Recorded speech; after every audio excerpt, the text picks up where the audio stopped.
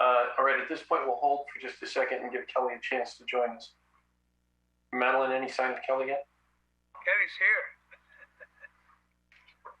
Oh, she's popped back into the room. Kelly's there. Here, yes, I'm here. I had to reboot everything, and There you go. now you can see me. Hi, Kelly. Leave the meeting. Hi. Marching officials. All right, so with that, we'll move. I'm sorry, Mr. Chair Biasotti, I apologize, but the two conflicted commissioners need to leave the meeting. Okay, by that's turning off their audio and video and disconnecting from the meeting. Or as Pam was saying. Yeah, they can become attendees if they wish. very good.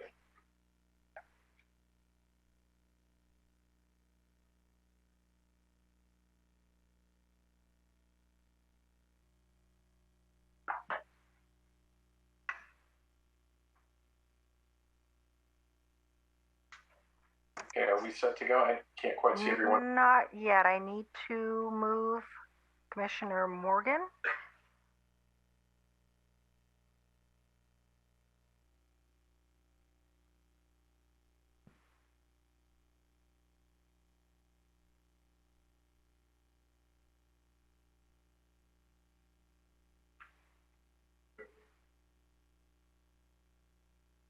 Madeline, I think you lost Mary Lou, Commissioner Johnson. We need to bring her back. There we go. Oh, no, she's there. Okay, Chair, I believe we are ready to go. Okay. So we are at item 4, conduct of business, and we have 2 items. Number 1 is item 4A, which is to adopt a resolution recommending City Council to certify the final Bayhill specific plan and Phase 1 environmental impact report, approve the general plan amendments, adopt the Bayhill specific plan, and approve the proposed zoning ordinance amendments to add Chapter 12, 290 Bayhill specific plan districts, and 4B, to adopt a resolution recommending City Council to approve the vesting tentative map architectural review permit for the proposed U2's Phase 1 development and draft development agreement. And for the staff report, we'll turn it over to our city manager, Javon Brogan. Javon, good evening. Welcome to the meeting. Thank you. Honorable Chair Biasotti, planning commissioners, members of the public, both those watching on Zoom, YouTube, and Channel 1. My name is Javon Brogan, and I have the distinct pleasure of being the city manager for the city of San Bruno. And it's also my pleasure to kick off tonight's presentation. We are here tonight for the first of 3 planned public meetings with regard to the Bayhill specific plan and YouTube's Phase 1 development. And as Chair Biasotti mentioned, that is item 4A, a resolution recommending the certification of the final Bayhill specific plan and other actions to the City Council. And 4B, a resolution approving of the vesting tentative map and other related actions for YouTube's Phase 1 development. The organization of tonight's presentation is that it is one presentation on the Bayhill specific plan and YouTube's Phase 1. Staff has planned, staff and our consultant team has planned about 45 minutes for the presentation, followed by the applicant, the Google YouTube Corporation, with 15 minutes. And so with that, why don't I take us through our agenda for tonight before turning over the presentation to our Community and Economic Development Director. So our agenda for tonight is we will go through the objective of our presentation that I've highlighted just now, but you'll see it written out. I'll introduce our Bayhill specific plan team. We'll go through the background of the Bayhill specific plan and what was the catalyst for what brings us here tonight. We will give a presentation on core aspects of the final EIR, the Environmental Impact Report. We will talk about the general plan amendments that are necessary for the specific plan. We will go into detail about the specific plan, and all of you guys have received a copy of that. It is on our website, along with all the other related documents. We will talk about our zoning ordinance and zoning map amendments that are needed. We will then talk about the Phase 1 development project and the vesting tentative map. Next, number 9, we will talk about the development agreement. It's important to note that that development agreement covers Phase 1, as well as the other 4 phases to phase 5 for YouTube's planned campus expansion. It is also important to note, just as ground setting, that development agreement is between the city and Google and YouTube for the parcels that YouTube owns. It is not relating to the other privately owned parcels within the specific plan, and I know we'll talk a little bit about that. Finally, we will have the recommendations from staff, next steps, and of course, questions. Our objective for tonight is again to hold a public hearing. I won't go through and read all of this, but it is those 2 actions that we mentioned, 4A relating to the Bayhill specific plan, and 4B relating to phase 1 of YouTube's planned campus build out. A little bit of an introduction of our team. So all of these individuals are available tonight for any questions that the committee may have. So myself, the city manager, Mark Zaffarano, our city attorney, Pamela Wu, our community and economic development director, Matthew Newbaumer, the associate planner, but the principal planner on this effort, and deserves so much credit for all the hard work that went into everything that is before you tonight. Kaywan Ritchie, our interim public works director, and Joanna Kwok, our associate civil engineer for the project. Next, we have a subset, mind you, a subset of the larger consultant team that worked 4+ years on this project to bring it before you tonight.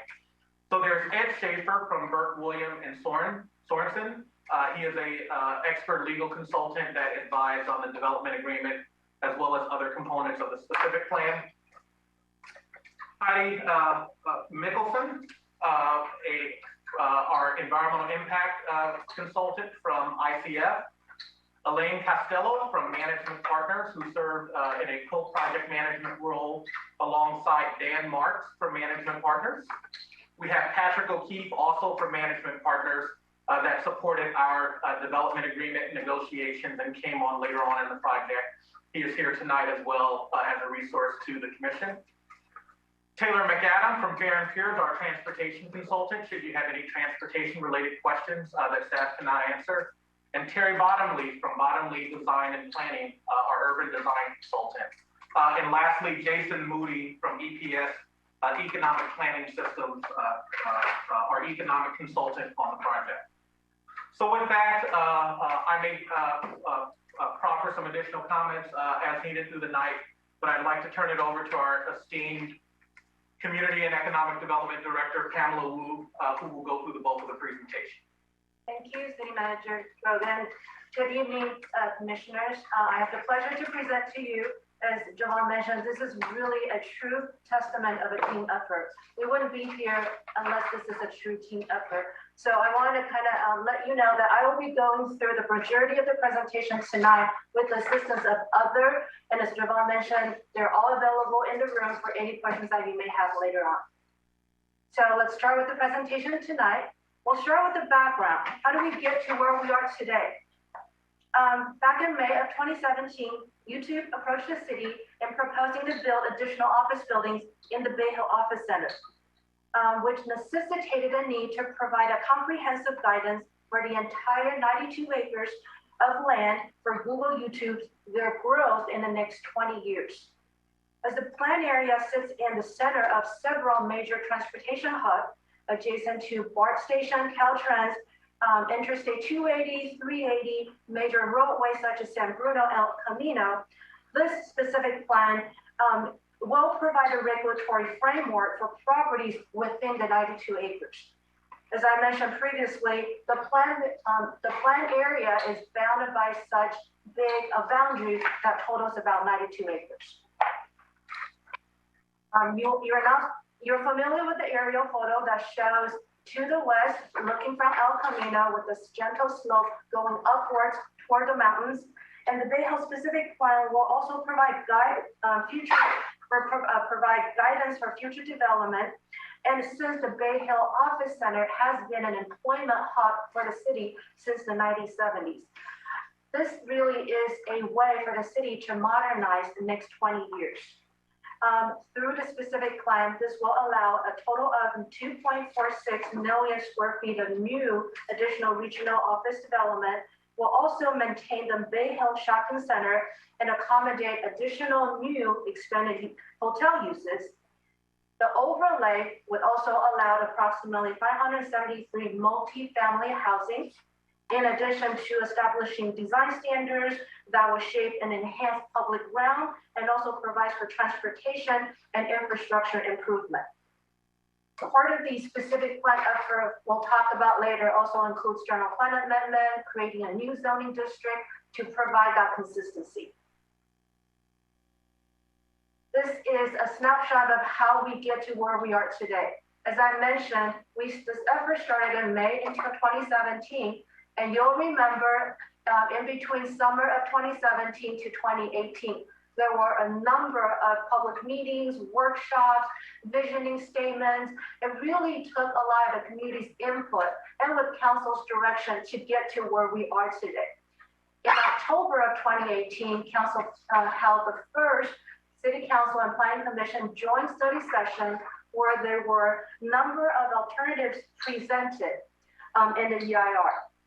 And then in December of 2018, council also selected the specific plan preferred alternative for staff to look further into. In July of 2019, and then fast forward, COVID hit us, but we did not stop the work. If you remember in July of 2020, City Council considered a formulaic community benefit approach to be implemented in the specific plan. Fast forward to this year, earlier this year in January, city staff released both the draft specific plan and the draft EIR, where the Planning Commission took public comments in February, where there were 11 written comments in addition to 6 verbal comments that were presented that took us to the final preparation of the final EIR. Subsequently, the project went to ALUC for review, and you'll remember just several weeks ago, we launched a virtual education room. We are where we are today, August, and the next step after us will be for City Council final adoption.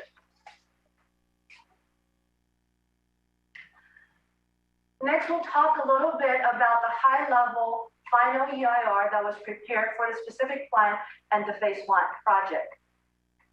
The final EIR the final EIR includes the draft EIR and also all the comments that were accepted and responded to.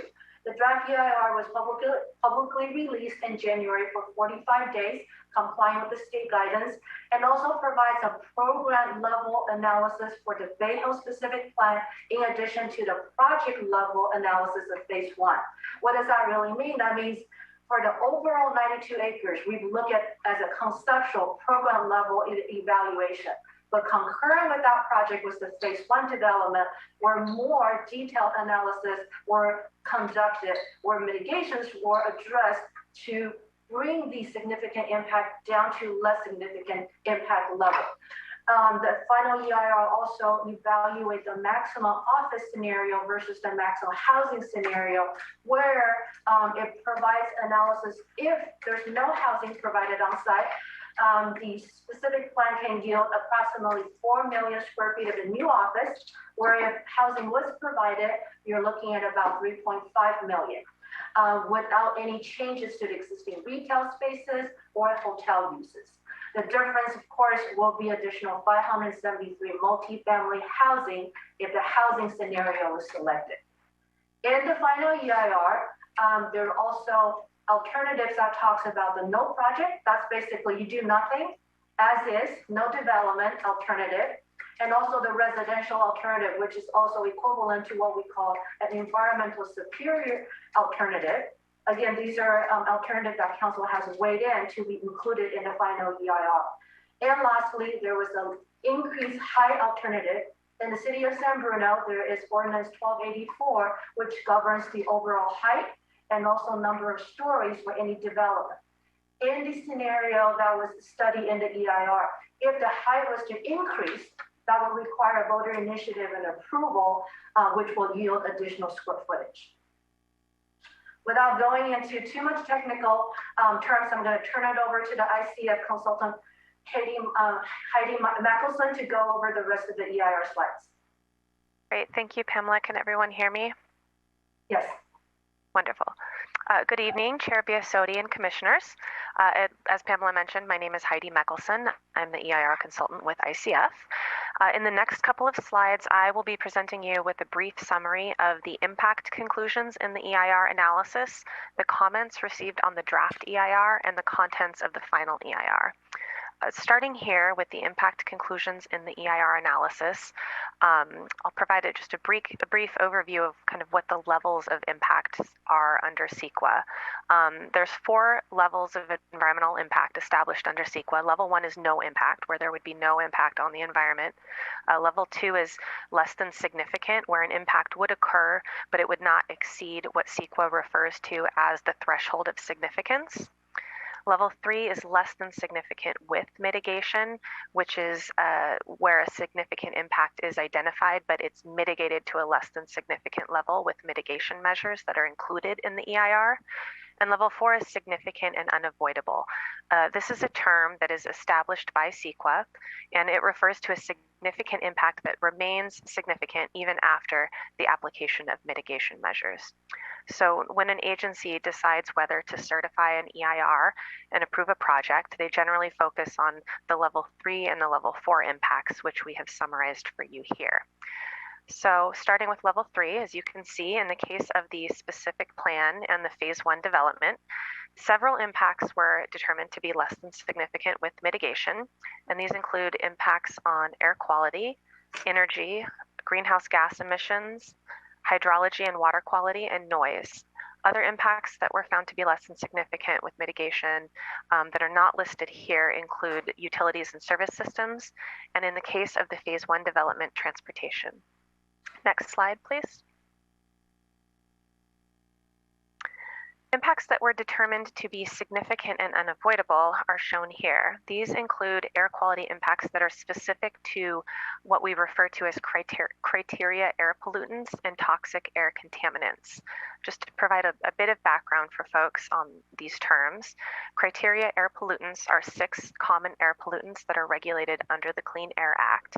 And toxic air contaminants are localized pollutants.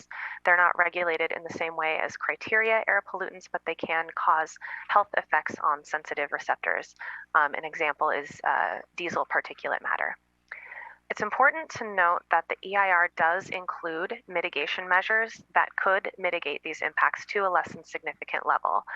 These include measures that would require developers to pay offset fees for criteria air pollutant emissions that exceed emission standards, and a measure that requires the preparation of project-specific health risk assessments for projects that would emit toxic air contaminants within 1,000 feet of sensitive receptors.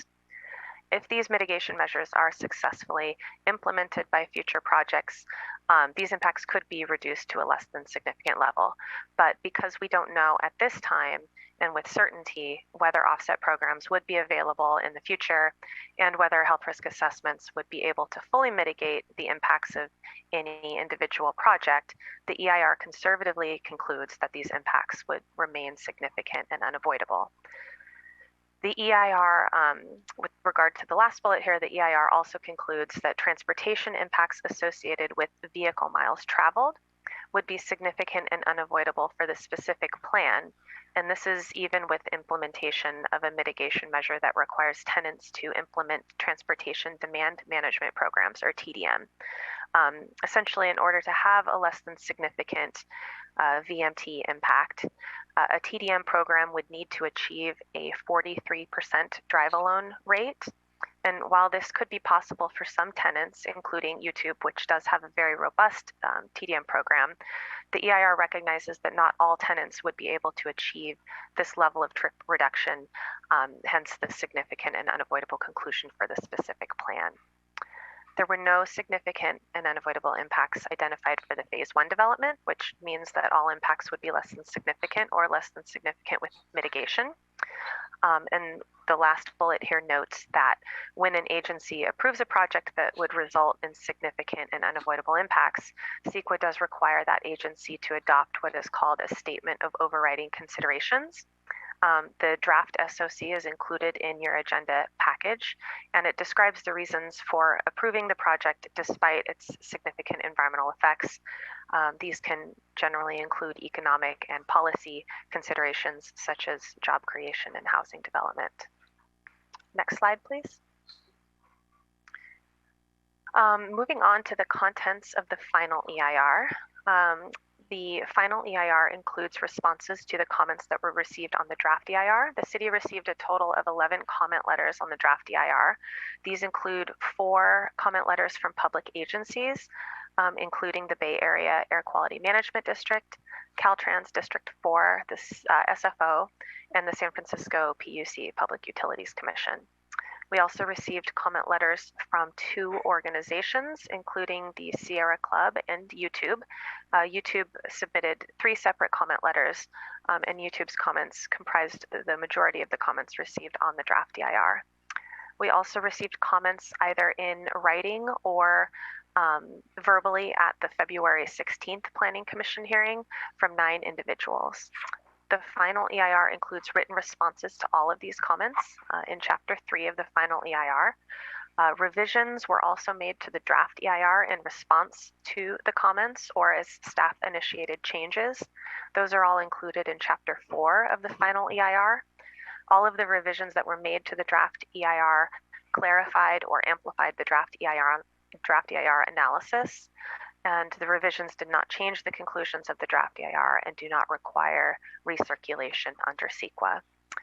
I'll also note here that the final EIR also includes as an appendix an addendum to the water supply assessment that was prepared for the project and included in the draft EIR.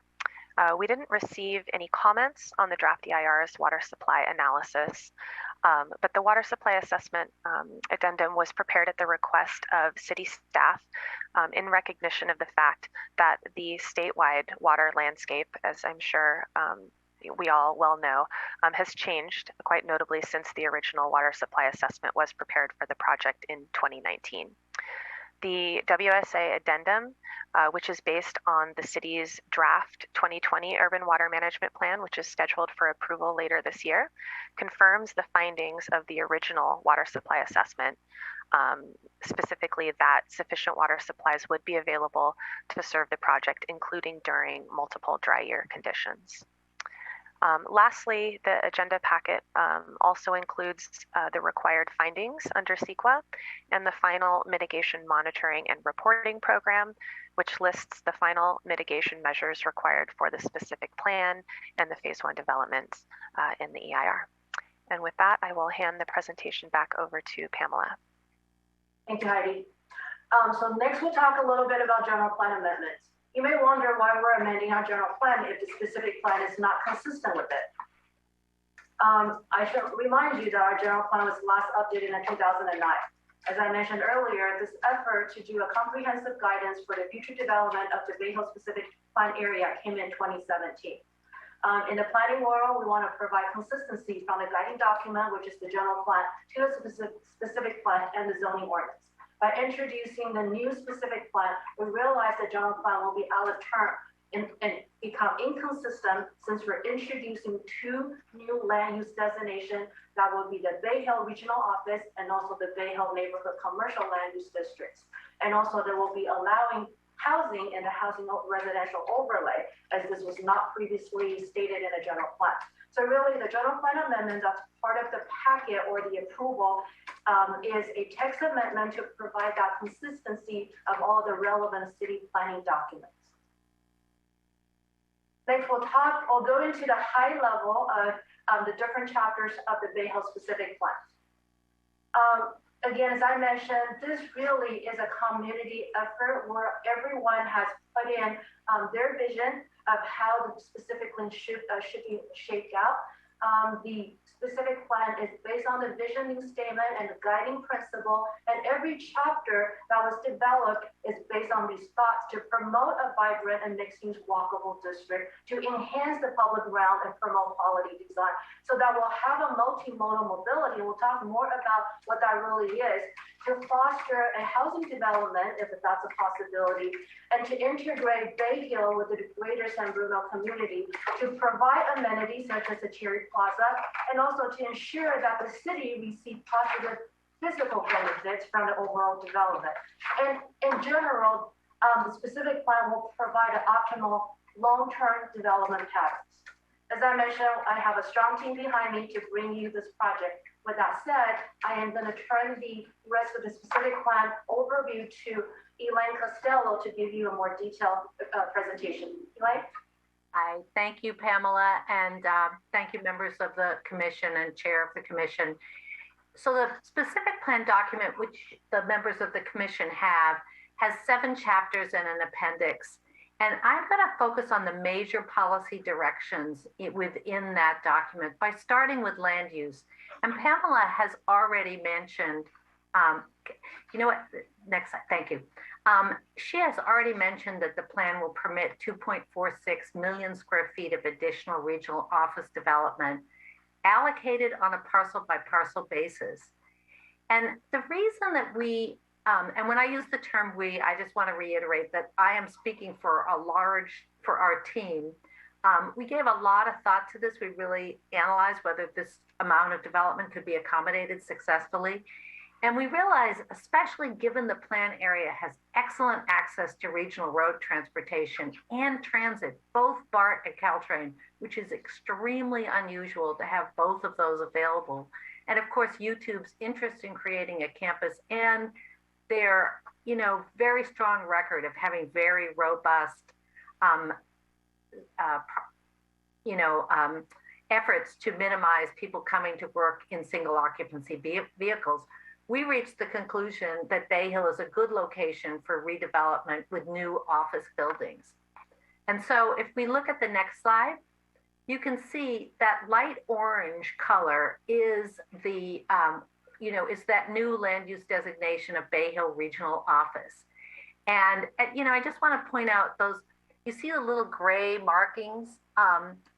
Those are the buildings, but a lot of the development most of the development that we're talking about is going to happen by taking the existing surface parking lot, putting the parking underground and building on those parking lots. There will be removal of existing buildings, but it's really going to be a way to use parking lots to create more office development so close to transit.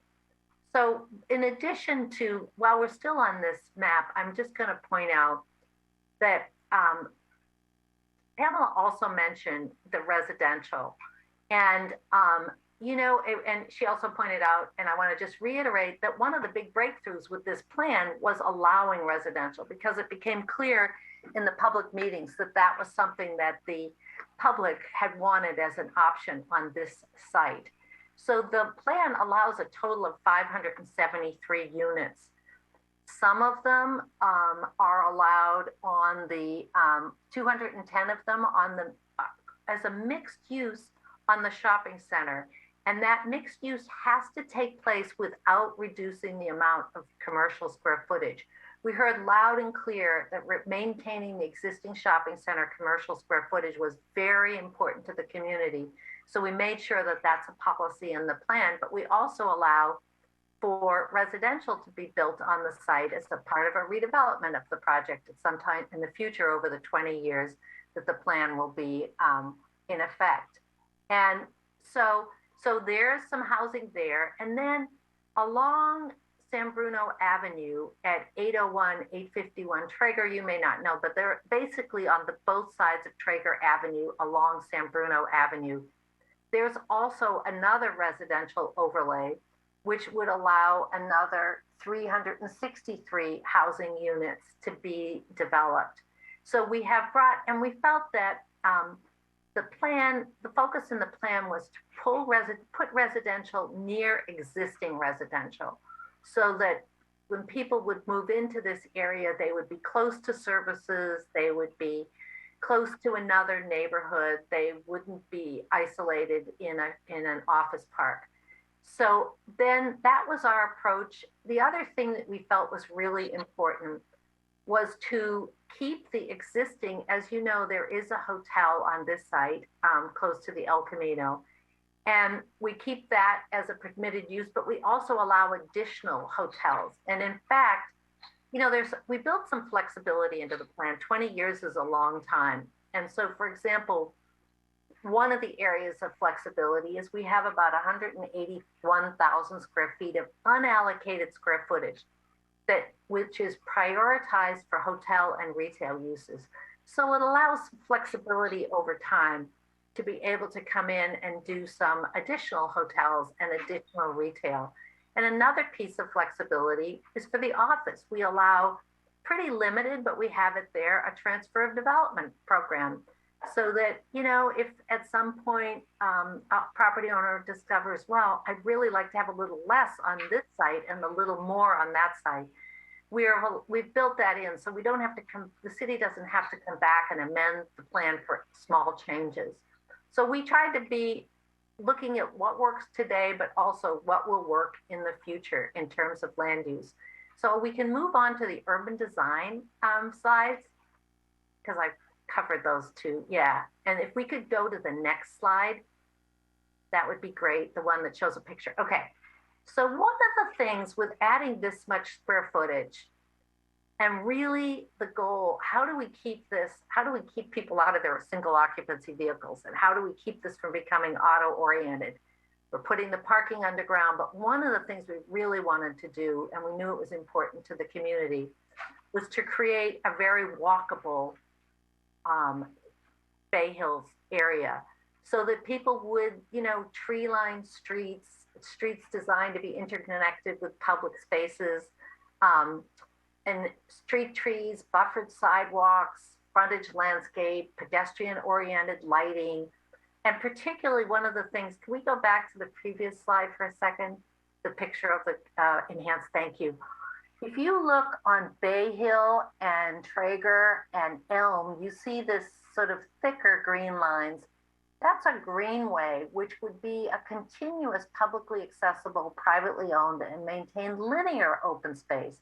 So that not only would we have these streets with great street trees and just really meant to be places that you want to walk instead of getting in your car, but we'd have these areas with greenways where there'd be even more amenities for the public. The other thing, and you'll see it on this slide, is that and you'll hear more about it when we get into phase one, but we also wanted some public open spaces that were larger. So we have the Cherry Avenue Plaza up on the corner of Cherry and Grundy, which will now be redesigned and publicly accessible. And then there are, and you'll see this in phase one, private open spaces where property owners can have their own employees, have, you know, lovely places to be outside as well, interior courtyards. And the final thing, so there's a lot of emphasis on the public realm and making it attractive to, in terms of urban design, especially to pedestrians. We'll get into bikes a little later because we're also focused on them. And then we have a number of policies about building orientation and design that are, because it's going to be a lot of new building, and we want to make sure our focus was how do we allow this much office and make sure that it's very successful for the community. So we incorporated a lot of well thought out policies to reduce the impact of long buildings, for example, to vary building massing, to have street facing entrances. And if we go to the next slide, you'll sort of see quickly, I don't want to, but you know, you see this is, the first one shows you what we think, what the policies would lead to in terms of regional office environment. The second one about what it would look like on the mixed use in front of the shopping center. And the third, what it will look like on the residential environment, with a real emphasis on landscape edges and building entrances and a lot of landscaping and a lot of street trees. So the next thing in terms of urban design, I just want to show you the next slide, because again, it shows you how different the streets will look as they're built out. They'll be for a typical frontage, which is, we'll have a 30-foot average, city will have a 30-foot average setback. We wanted to be flexible. So there are some areas where it would be just 10 feet, just to provide some design flexibility. But you'll always have an enhanced pedestrian environment, the curbside planters, the lighting, the street trees. It will be quite different from the way it looks today. And then on those streets that we talked about earlier with greenways, we have 30 to 60-foot expanded open space areas with enhanced landscaping and pedestrian amenities. We built in, at the request of YouTube, some flexibility about the exact width, but always with the focus that it's usable to the public. So we think those will help meet the goals and meet the objectives that were set up by the community, and particularly encourage walking and discourage use of single occupancy vehicles. So our next slide is the access chapter. And in this, we really get further into the idea of how do we encourage bicycles and bicycle and pedestrian, but also how do we make sure that the movement of traffic, of cars, there will still be cars, and how do we make sure that that movement moves, the cars move smoothly, that everyone, pedestrian, bicyclist, and automobile is safe and comfortable. So there are a number of, this shows kind of it's a little harder. I'm just kind of showing you this. This is kind of the big picture of where we're making enhancements. We're adding bicycle facilities, enhanced bicycle facilities on basically all the roads, enhanced pedestrian crossings and sidewalks so it's safer and more comfortable to walk, but also level of the service improvements. You can see we're signalized intersections like Traeger Avenue, and we're adding turn pockets. The plan goes into this in detail, but I want to give you that big picture that we're trying to address a really different ways that people can travel, but encouraging alternatives to the car, but also recognizing that we will have the auto and that we want to make sure that the cars move smoothly. And so the next slide is, okay, so one of the things that YouTube has been very successful at their bus shuttle program. So we did incorporate in the plan a new multimodal facility between Bayhill and Grundy that will accommodate the YouTube buses and keep them off city streets. They won't be minimize the amount of loading and unloading on city streets. And so we also, in terms of parking, as I said, we have this kind of goal of getting into other kind of modes of travel, but mostly we don't want people parking in neighborhoods. So we have added, if we go to the slide on access, just a couple more down, yeah, they're right there. We ensure consistency with the city loading and parking standards for both vehicular and bicycle parking. And the next slide is, okay, so one of the other things, it's all great to do, we've given a lot of careful thought to all the things the carrots to encourage people to use alternatives to the car, but we are also using some regulations to really require the alternatives to the single occupancy vehicle. And I'm not gonna, Pamela had mentioned that, we're going to have a transportation demand management program that's a requirement. It's a state law requirement, and it's a key objective to reduce vehicle usage. And the primary goal is to shift drive-alone vehicles to other modes, carpools, shuttles, transit, bicycles, walking. So as a result, each property owner will be required to implement measures that get to the equivalent of less than 43% of new trips occurring by single occupancy vehicles.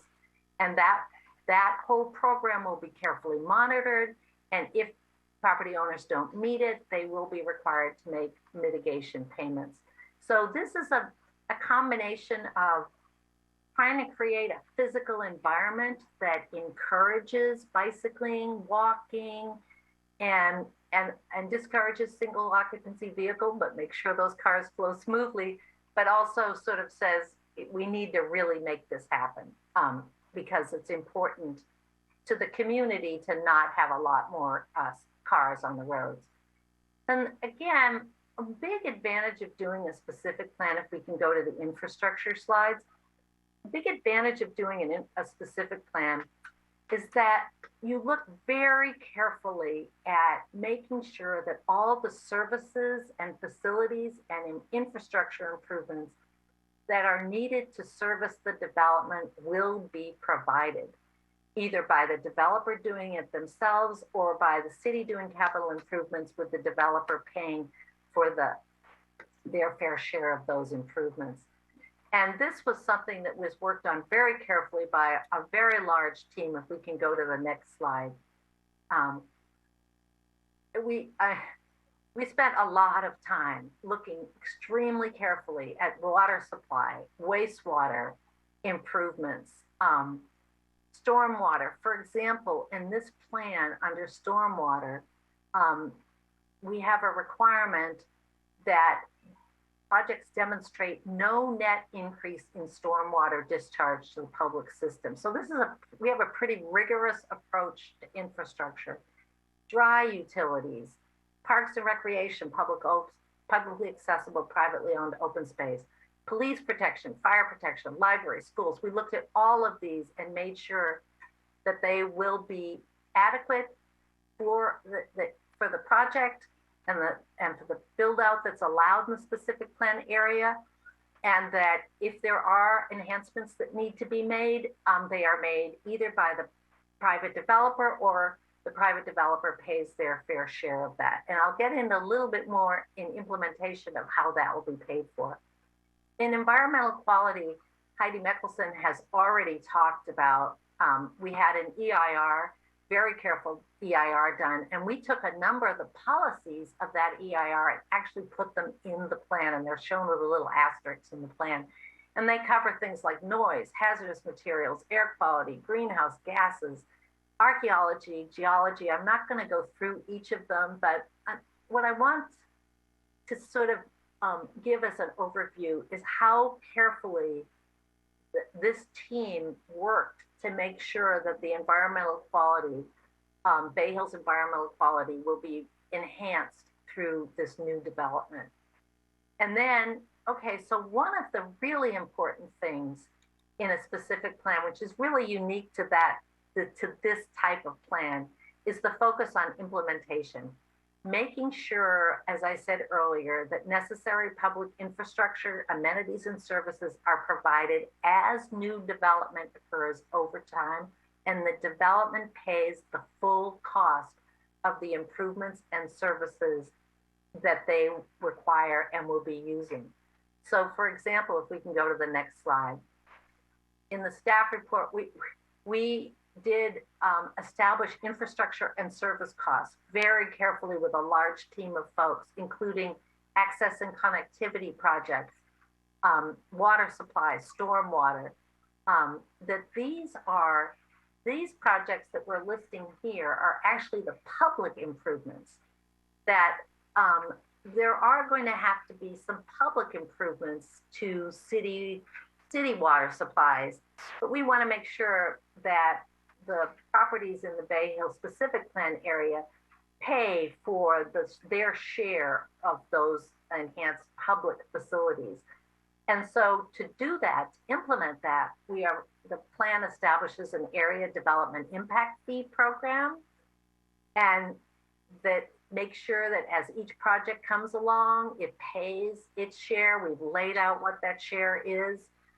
We do require that the property owners do their own public right-of-way maintenance, that will not be a city obligation. They will do that.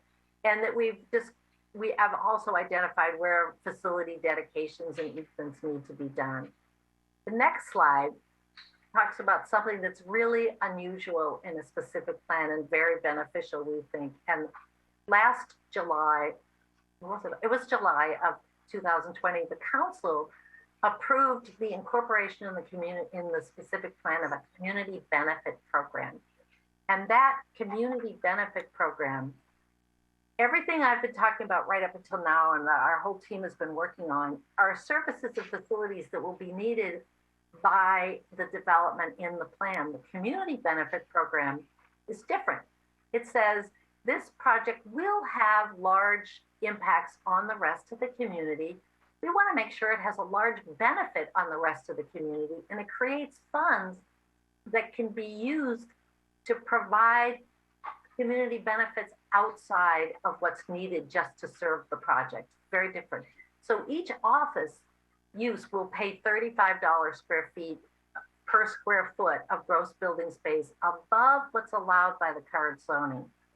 And in this project, that is about 1.9 million square feet of development that will be paying this $35 per square foot, which is a total of about $67 million that will be coming in over time to benefit for the community to use for community-wide benefits. There are some exemptions that for small projects and for affordable housing, and the cost for housing is less, and offices, retail and hotel don't pay into this community benefit program because they have other community benefits. And the developer does receive credit for the payments toward cost of preparing a specific plan in EIR because there are great community benefits to having approached the way to regulate development in the Bayhill specific plan through a specific plan, in the Bayhill specific plan area through a specific plan. And the whole team that worked on each of these chapters is here, representatives are here tonight. So when we get to the question and answer period, you can ask more questions about this. But with that, I'm going to turn it back to Pamela. Thank you, Elaine. So next we'll talk a little bit about zoning ordinance. With 11 chapters that are laid out in Bayhill specific plan, there's not one chapter in the current zoning code where it encapsulates all of the development standards, the regulation, the regulatory framework for this 90 acres of the planned area. So what we did is staff proposed to amend and add a new chapter to our zoning ordinance, will be 12.290, called the Bayhill specific plan district. So that will ensure that the Bayhill specific plan is developed in a comprehensive and planned manner, and also is compatible with the adjacent uses. The Bayhill specific plan, if you will, is looking at a more conceptual, programmatic approach where the zoning district will really dial that and translate into development standards, setbacks, heights, regulations, parking, and whatnot. We also introduced 4 zoning districts of the Bayhill Regional Office, BRO, Bayhill Neighborhood Commercial, BNC, in addition to 2 residential overlay, the BR, Bayhill Residential, and also Bayhill Mixed Use. Also, the part of the specific plan zoning ordinance addresses the allocation of new development and transfer of development. If you drive by the 92 acres right now, you'll see a lot of existing buildings. So how do we credit those existing square footage to the new development that's addressed under the allocation section?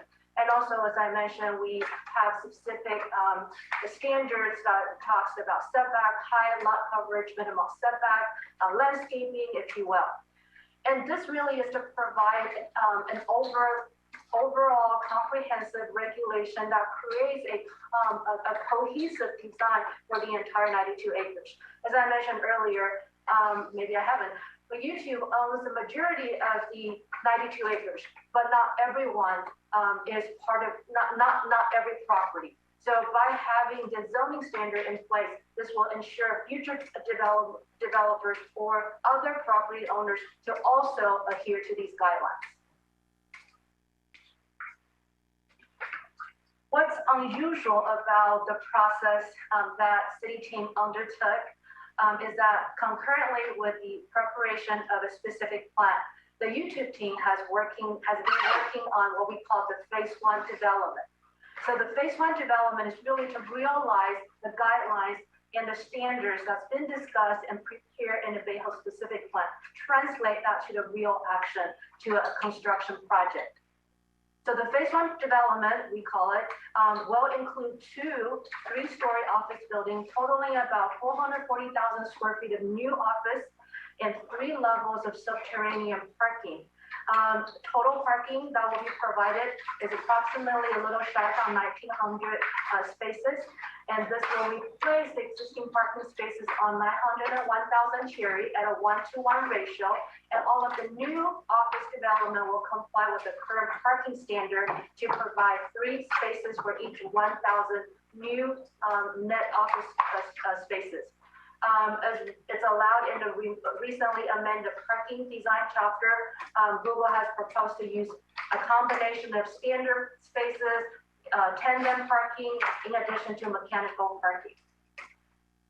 This is an aerial rendering showing the phase 1 development from Cherry Avenue to your left on the picture, and then with a realigned Grundy. So what I also want to talk about is phase 1 is not just about building 2 big offices. We're also talking about realigning the Grundy Road, so it's being straightened. And we're also talking about creating this multimodal that Elaine and also Heidi talked about, to have a hub for all the Google buses and other modes of transportation to come in. So as part of phase 1 project, this multimodal hub will also be improved. In addition to a publicly accessible but privately owned space called the Cherry Plaza at the northeastern corner of Cherry Avenue and Grundy. So this will provide additional public ground space for the neighborhood to enjoy. And in order to have all of these realized, unfortunately, the buildings at the Lake Building, 1150 and 1250 Bayhill, they will be coming down, demolished for temporary parking. So the renderings, again, it's kind of a artist rendering to show what the Cherry Plaza may look like once it's built. Again, a rendering looking down on a realigned Grundy Lane with both buildings on your right and left. As Google has envisioned, there's a lot of greenery, a lot of landscaping, and a lot of people walking, different modes of transportation, bikes and vehicles, all happening at the same time. Part of the Bayhill specific plan policy addresses street trees and median tree. As we are working with the YouTube team, we were reviewing the Bayhill specific phase 1 project and realized that there are street trees that are not quite planted in accordance to the specific plan policy and urban design guidelines. So through tonight's recommendation, not only staff is asking the Planning Commission to adopt resolution to approve the project, we're also asking the Planning Commission to approve the condition that has been included in the resolution to add street trees so they are 20 feet on center. So right now, there's some areas that have been proposed in the specific, in the phase 1 plan that does not have that exact street planting. So again, as we recommend, that's also one of the conditions that's included in the resolution. Part of the phase 1 effort to realign Grundy Lane, YouTube has also proposed to do a vesting tentative. In addition to realign and straighten Grundy Lane, this will also readjust the boundaries affecting only the Google-owned properties and without creating additional properties. So essentially, they're realigning, readjusting boundaries so that there's more room to provide additional setbacks and parking, if you will. And also, in addition to that, they will be abandoning a portion on the Elm Avenue because of the multimodal hub that's going in. In your packet, many of the links is the vesting tentative map. If you're an engineer, architect by trade, you'll be fascinated with the amount of information that's being shown on the tentative map. So this is a current configuration of the plant area. You'll see Grundy Lane is kind of in the weedy section. So the intent is through the vesting tentative map by recordation of a final map of Grundy Lane, that'll be the wiggly roadway onto the top of the picture will be realigned and straightened. We talked a little bit about development agreement, and City Manager Grogan also mentioned that this is an agreement between the city and Google YouTube. This is a voluntary gesture between the developer and the city. And why do you do that? The purpose is to secure these rights within a specific time frame that's documented development agreement so that all of the regulatory guidance, as mentioned, are locked in. So this is an exhibit that's part of the development agreement document that talks about the phases, if you will, the lots of how Google envisioned to complete their overall growth in the next 20 years. So if you look at on the map, Lot 1N and Lot 1S is what we typically refer to as phase 1 development. Together and follow that by Lot 2, which is immediately to the east of Lot 1S. And then to the south of Lot 2 is another bigger property of Lot 3 with Lot 4 bordering Highway 380 to the north of the picture, and the remaining 3 individuals that are Lot 5N, 5E, and 5S's. This development agreement covers what we call all 5 phases and also 5 lots. The term will carry an initial 15 years if Google can provide initial payment of $56.2 million. That will be all the impact fee, community benefits, area impact fee for phase 1 with the prepayment option of phase 2 at the time of the first building permit. Within 15 years, if Google is able to finish the construction for phase 1 through 3, the development agreement allows for an automatic extension of 5 additional years to carry the entire development agreement to a total of 20 years. So again, why do you do a DA? This is a way for the developer to lock in and to also have their development rights vested per the specific plan, the zoning, the tentative plan, the architectural review. And also it gives the developer a protection of what if the local regulations change after you get your initial entitlement. This will be protected from future changes of the local regulation. And then the project will also not be subject to any sort of moratorium, referendum during the development agreement term. So in return, that's where the community benefit, development agreement, in terms of financial benefit that the city will receive. So the fees that we talked about includes community benefit, citywide development impact fee, that's per the city development impact fee ordinance, an area development impact fee that is specific to this area. And then the fees are also subject to annual inflation increase. And also the developer may choose to prepay all of the phases at one time or at the time when the construction comes in. As Elaine mentioned earlier, it was documented in the specific plan implementation chapter that the developer will receive approximately 75% of the overall cost for this project for the preparation of for the general plan and amendment, and that has also been memorialized in the development agreement. There are other areas of the development agreement. It's a big document that's been included in your staff report. If you have any other questions, we also have the legal consultant who can answer any more questions that you may have. That brings us to the recommendation for tonight's action.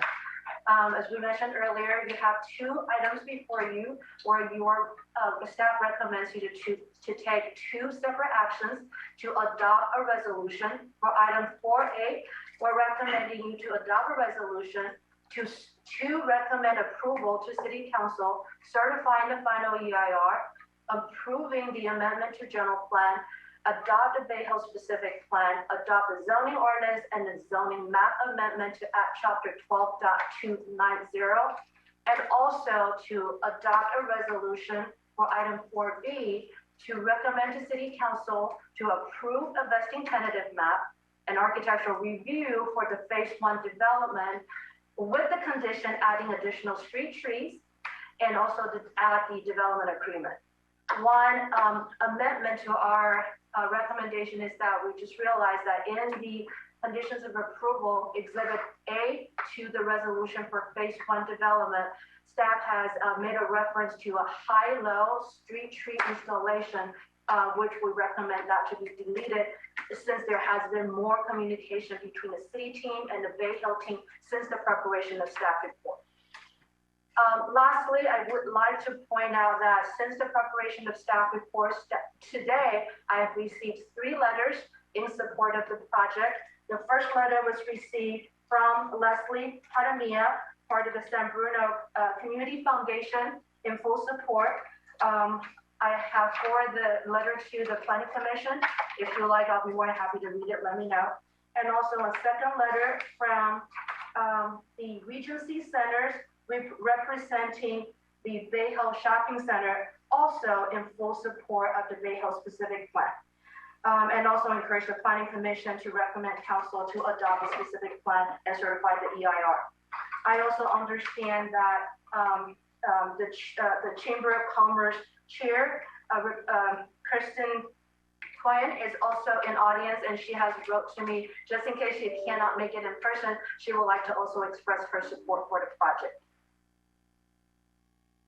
After tonight, if a decision can be rendered, the project will be moved forward to the City Council for the following action. What's not in front of you tonight are the first action item to adopt a Bayhill specific plan water supply assessment. This action alone only requires a council action, and that's why it's not in your resolution. Certifying the final EIR, approve the general plan amendment, approve the Bayhill specific plan, approve zoning, approve vesting tentative map, architectural review, approve development agreement, is all part of the resolutions that you will be taking actions to that. The very last action, approve loading zone, as part of phase 1, has gone to TSPC for review and approval. Because it does not require any planning commission's action, this will be forwarded to City Council when City Council reviews the entire project. This concludes my presentation. Thank you for staying this long to listen to all of us. After my presentation, the YouTube team also has a presentation more specific to the phase 1 design. But if the Planning Commission has a question for city staff, we'll be more than happy to take that right now. Thank you, Pamela. That was quite a presentation. Does anyone on our commission have a question for staff?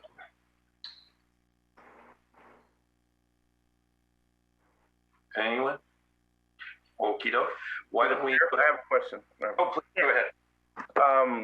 I wanted to see if the city staff can give me clarity or an articulation regarding the community benefits.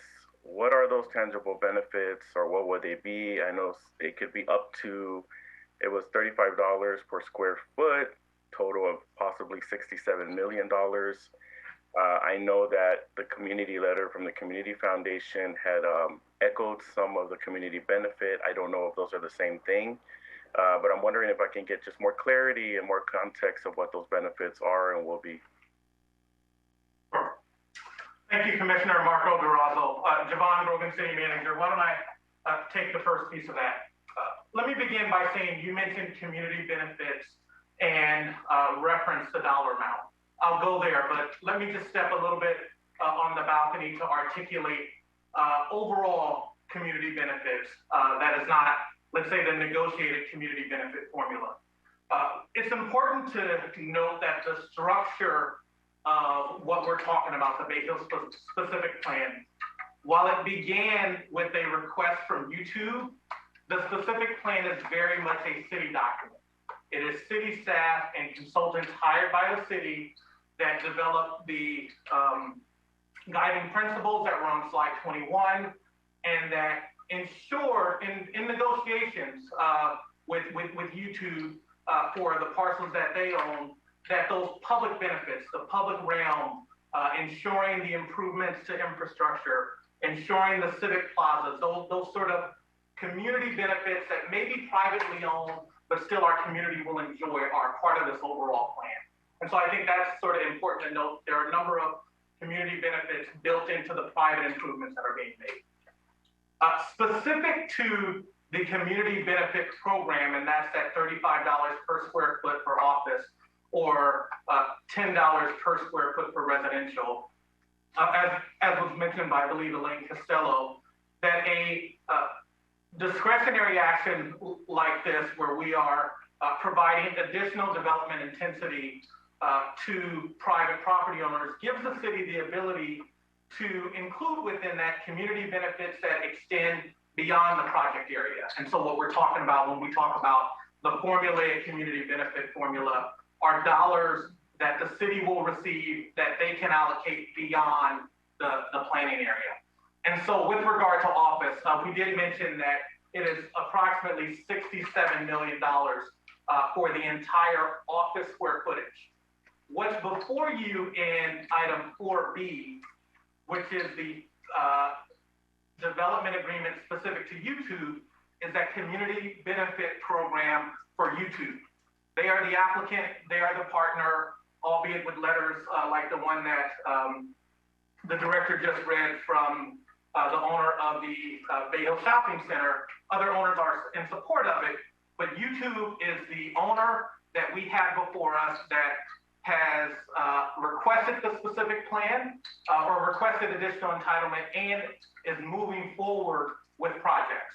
And so we are in a position to have a development agreement with them for their parcels. And so the general formulaic community benefit package specific to YouTube is $56 million over the life of all 5 phases, or the 15, or if extended to 20-year, the 20-year development agreement.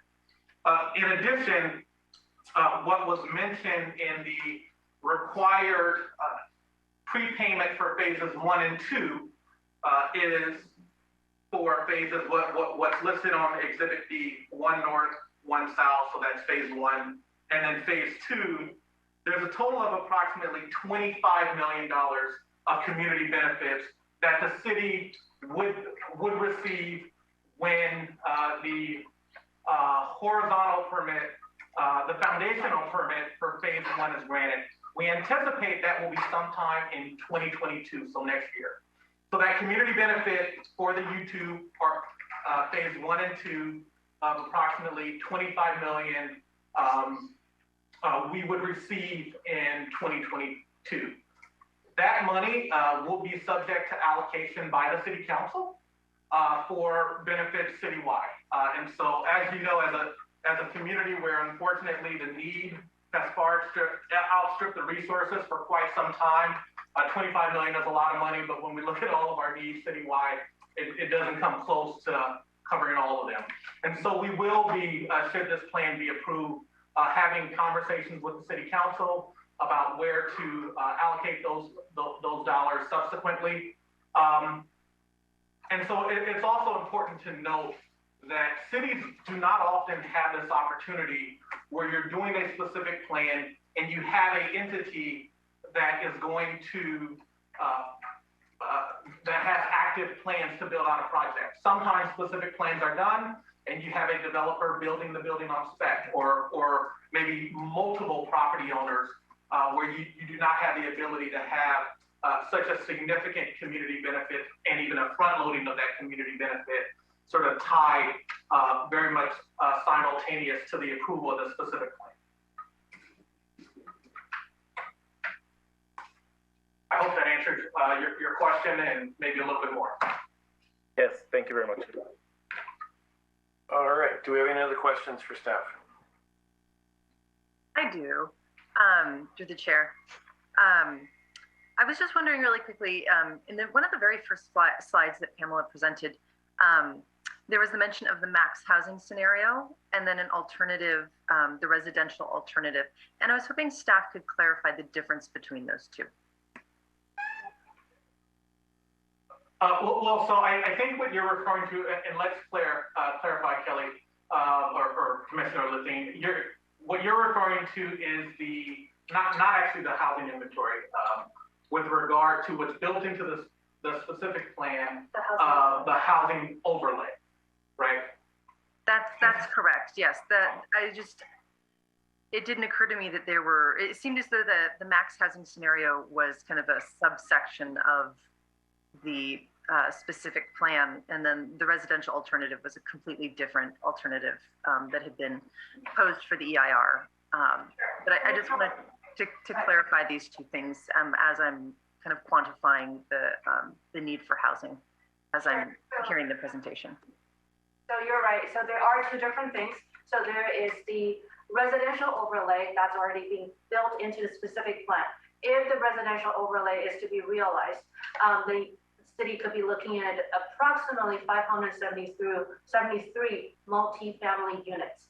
What you're also referring to is this environmental superior, the residential alternative that's been evaluated in the final EIR. So what that means is that if they don't build that many square feet of offices and they increase beyond the 500 units that's been allowed in a specific plan, what would that do?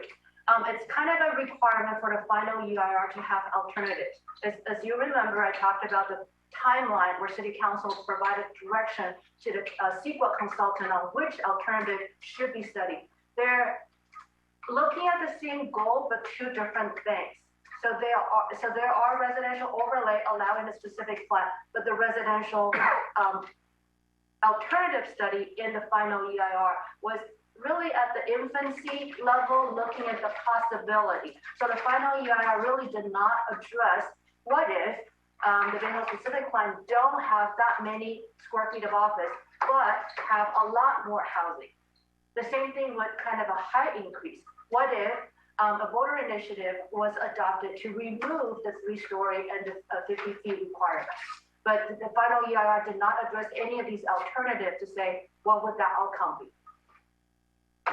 Now, when you go, Director Wu, to slide 59, the housing inventory, because I think that there was a part of Commissioner Lething's question that, Commissioner, I heard you say, in considering housing, one of the things that we did prepare, thinking that the question of overall housing in San Bruno may come up, is while there is a housing overlay within the Bayhill specific plan of 578 units, I believe, 73 units, it's important to note that San Bruno does have plans to build housing elsewhere in the city. We do not currently have a job housing imbalance, but certainly there's a regional housing shortage, and certainly we have ABAG, Bay Area Association of Government, housing unit allocations. And so the slide that's before you just points out that there are a number of areas within the city where we have planned for additional housing growth.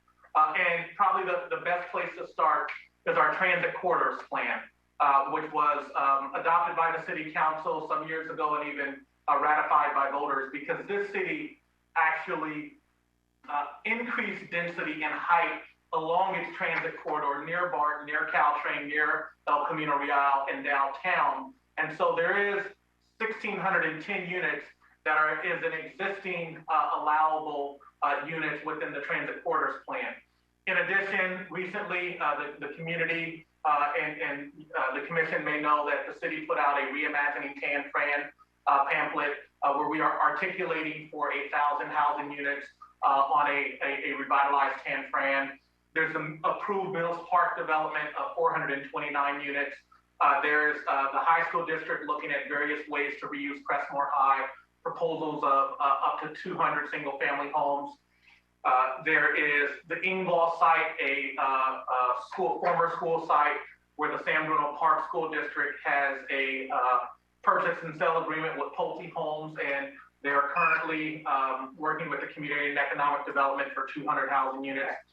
There's Glenview Terrace for 29 housing. There's the Skyline projects, a total of 70 units, 40 single family homes that we know are completed and I think almost fully sold, and then 30 multi-family residential teacher housing units that have been entitled.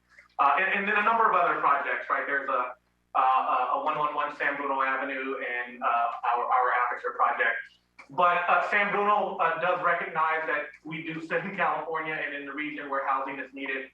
And we have planned for and actually intensified housing availability throughout the city, and are also taking the further step of including the housing overlay as a part of this Bayhill specific plan. And I think the letter from the Regency Shopping Centers that has a housing overlay on their parcel for 210 units sort of speaks to that acceptance of the need to build housing and property owners also agreeing with that.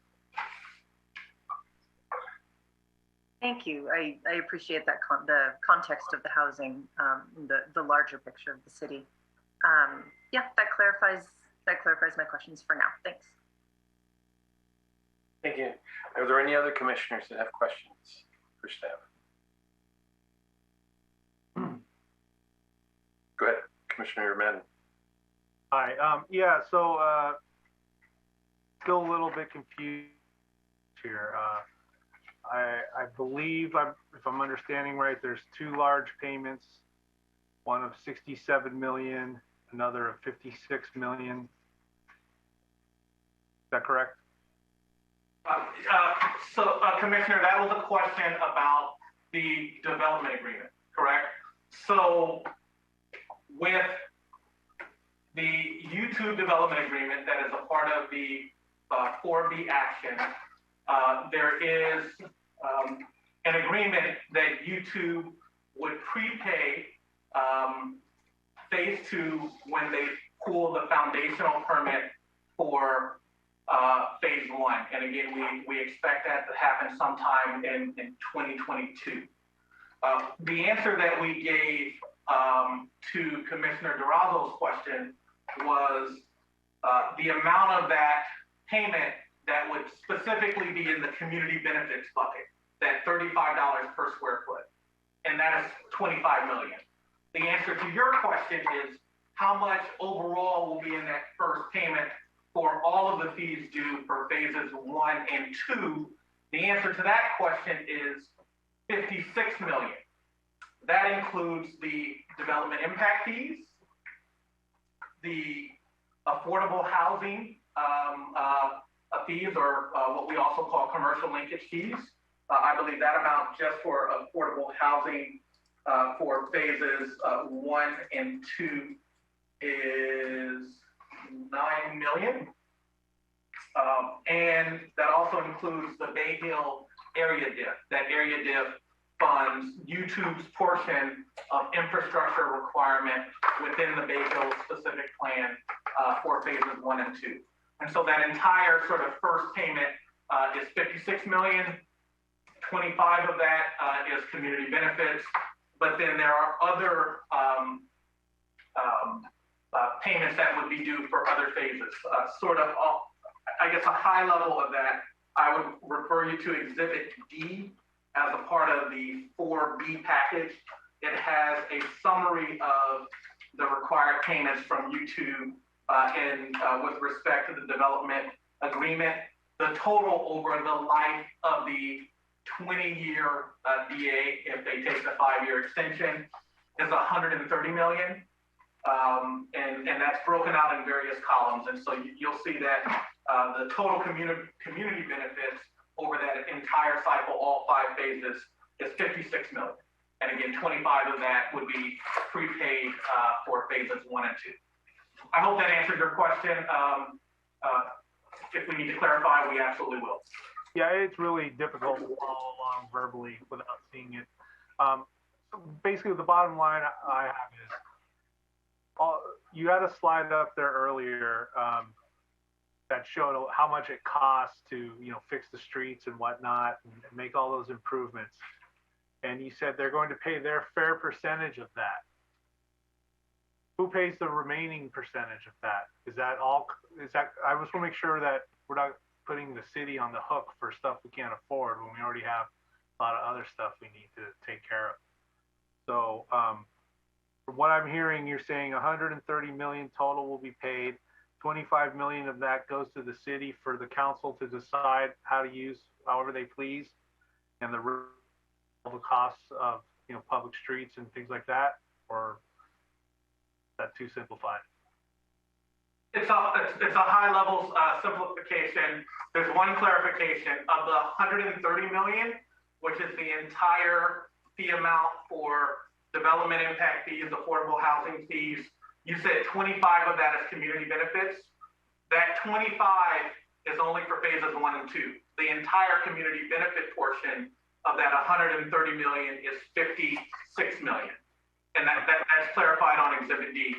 With regard to your question on who would pay the other required infrastructure money, it will be, if we're talking about the Bayhill specific plan area, other property owners in the specific plan.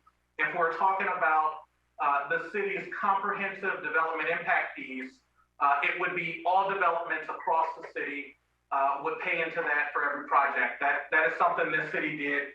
And I want to say 2018, we implemented development impact fees. So all development anywhere in the city would pay their fair share of infrastructure costs. And then just in regard to infrastructure, there's also required infrastructure that YouTube will put in and pay for as a direct mitigation to their project and the infrastructure to serve that project. So the city will not be burdened with that cost at all. And in addition, they're paying their fair share of development impact fees, as well as providing the overall community benefit package that can be allocated by the city council. Am I wrong in remembering something about 30% is going to be paid for by this project? Did I hear that? Commissioner Madden, are you talking about how much money is going to be credit back? Is it? No, you had a slide up there. I think there was 42 million in into the public areas or the streets, and you said, I believe 30% was what was determined to be their fair share of those costs. I can't remember what slide it was, around like 30. It's in the, I'm sorry to interrupt. Pamela, it may help you. It's the second to last specific plan implementation chapter slide, where it talks about the share of. Oh, slide 37. Let's pull that up. We'll pull up slide 37 for a visual reference.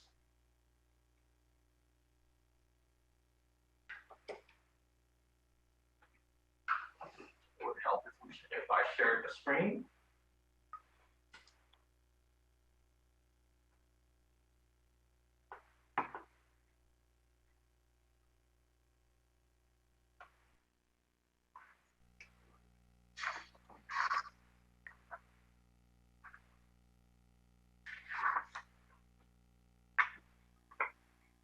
I see. So the estimated project cost, Commissioner Madden, you're absolutely right. The total, based on this table, is about $42 million.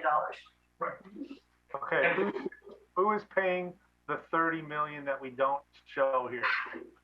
Right. Let's take an example. For example, water supply. There is an existing need of additional water storage that was already identified in our water master plan for a project, and the Bayhill specific plan is adding additional need for water storage. And so they are paying their share for the new need that they are creating of 4.4 million. The additional 20 million is a need that the city had without this project.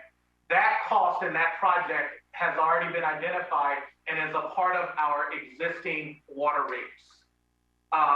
For example, stormwater is another example where we mentioned before that there's a policy that the city developed that no new projects within the specific plan can contribute toward our existing stormwater needs. And so it is not, and so there is not an additional need for stormwater. And access and connectivity, transportation related projects, similar methodology where the need created by Bayhill is 8.3 million, but there's an existing need of 17 million that the city will pay for out of its capital improvement funds and other road and transportation funds. And so this is what we mean by development is paying their fair share for the need that they're creating. And some of that need exists right now. And the best example of that is, again, water supply. Okay, thank you for clarifying. Okay. Anyone else have questions for staff? Anyone? Mary? Kelly? Well, through the chair, my questions are really related to B. There's so much, both of them, when I read both, they're intertwined as far as the concepts, the presentations, the bridges, there's so much. So I'm going to reserve my questions for B because that's where I made my notes. And since YouTube will be presenting that. Okay. All right. Should we move on then with the YouTube side of the presentation? Okay. Why don't we go ahead and do that? Emily? Can we have the YouTube presentation there? Sure, Madeline. So we should have the YouTube team in the room. Usually I go to Josh Portner to let me know who will be presenting from the YouTube team. Yes, Madeline, Josh Portner is an attendee. Can you bring him in as a panelist and he will share his screen? Do we have to do the resolution first before we go on to the next one? No? Okay.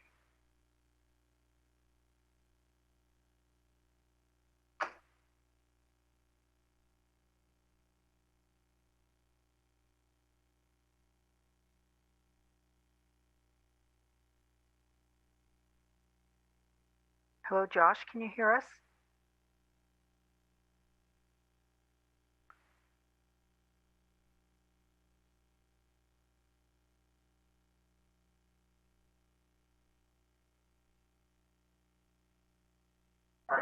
It looks like Josh has come in as a panelist and we're waiting for him to turn on his camera and unmute.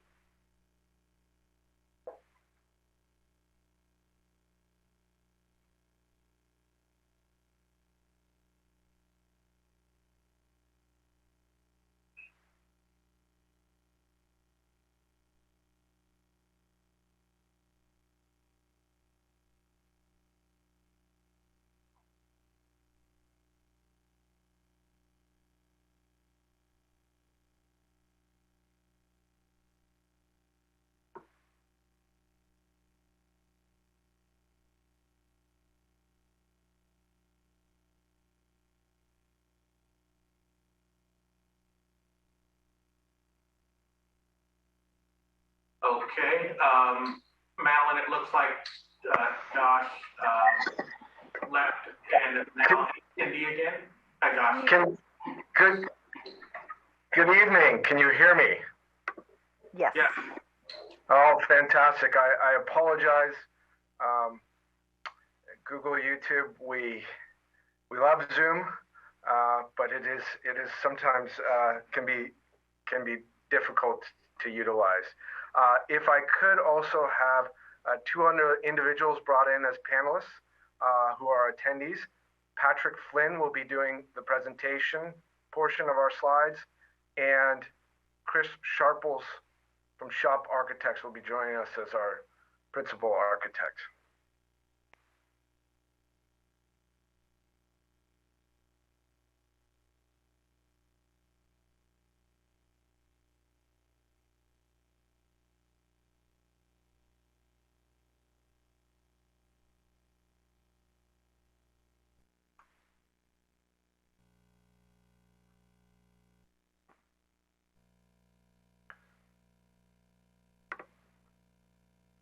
And I see Patrick is in with our slide deck up. If you would give us a moment to get Chris Sharples in. Up, I see him as well. And I guess from what I can tell, you likely cannot see me, but can only hear me. I apologize. Honorable Commissioners, City of San Bruno staff, and members of the community, my name is Joshua Portner, and I am the District Real Estate Development Director for Google YouTube in San Bruno. I'd like to start off tonight by saying thank you. Thank you to the commissioners for giving your valuable time and insight over the years to bring us to this moment. Thank you to the City of San Bruno staff and consultants who have spent countless hours putting together the robust and thoughtful package you see before you tonight. And finally, thank you to the members of the San Bruno community for your active participation in helping formulate a long-term vision for the Bayhill Office Center through the Bayhill Specific Plan. In 2017, YouTube approached the City of San Bruno with a request to undertake a long-term planning and visioning process for our property holdings in the Bayhill Office Center. Since then, and through this journey, we have been given the opportunity to further engage with the city and the community of San Bruno which we have been proud to call our home for over 15 years. Your insightful and thoughtful feedback has allowed us to both align with the city's vision and apply the goals of the Bayhill specific plan to our designs for the built environment. We have been collaborating with a world-class design team, including shop architects who you will hear from tonight in realizing that design vision. COVID has tested us and will continue to test us in many ways. However, YouTube remains committed to San Bruno, and we are excited to continue our growth right here. The Planning Commission's recommendation of approval tonight would be a huge milestone toward the realization of that growth here in the city we call home. Staff has already clearly presented the Bayhill specific plan and associated environmental documents and zoning updates. So our team has put together a presentation focused mainly on YouTube's first phase of development proposed under the new specific plan, aptly named Phase 1. And Patrick, if I can have the next slide.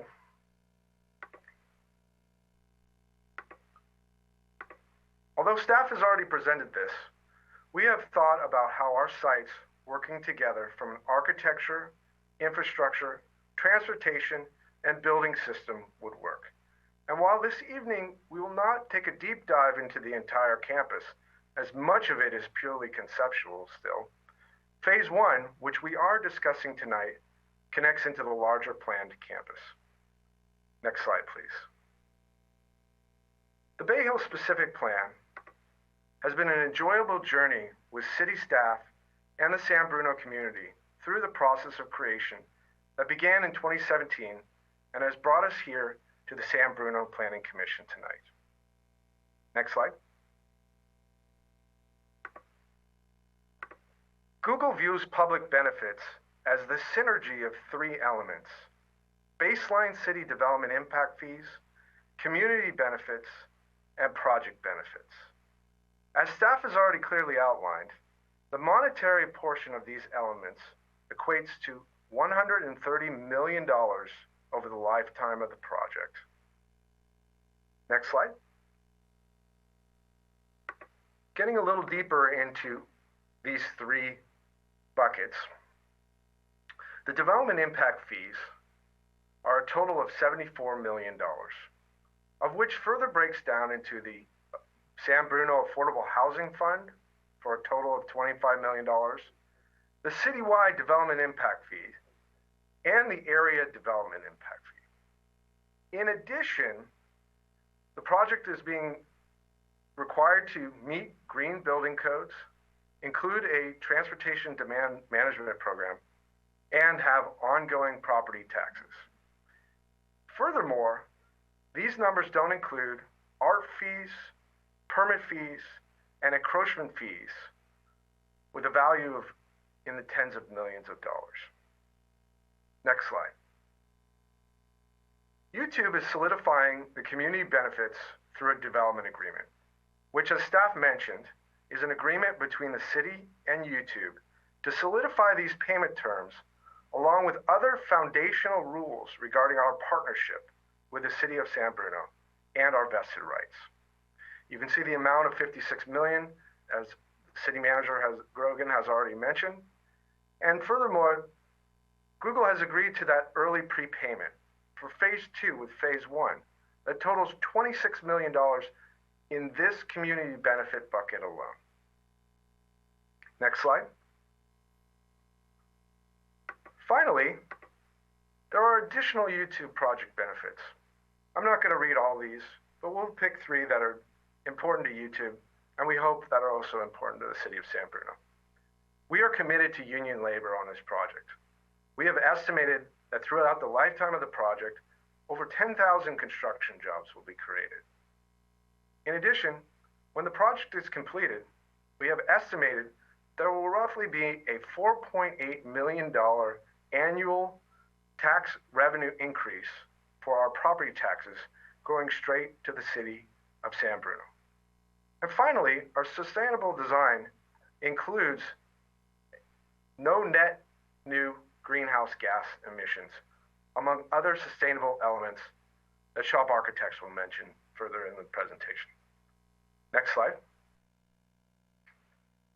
Getting deeper into phase one. Next slide. Phase one is split into 2 buildings. We have submitted plans to add 240 net new trees planted, both within the public right-of-way and our private space as well. Next slide. We will be creating a 4-shuttle multimodal center that we'll talk about a little bit later in this presentation. We're creating subterranean parking to meet the needs of the project.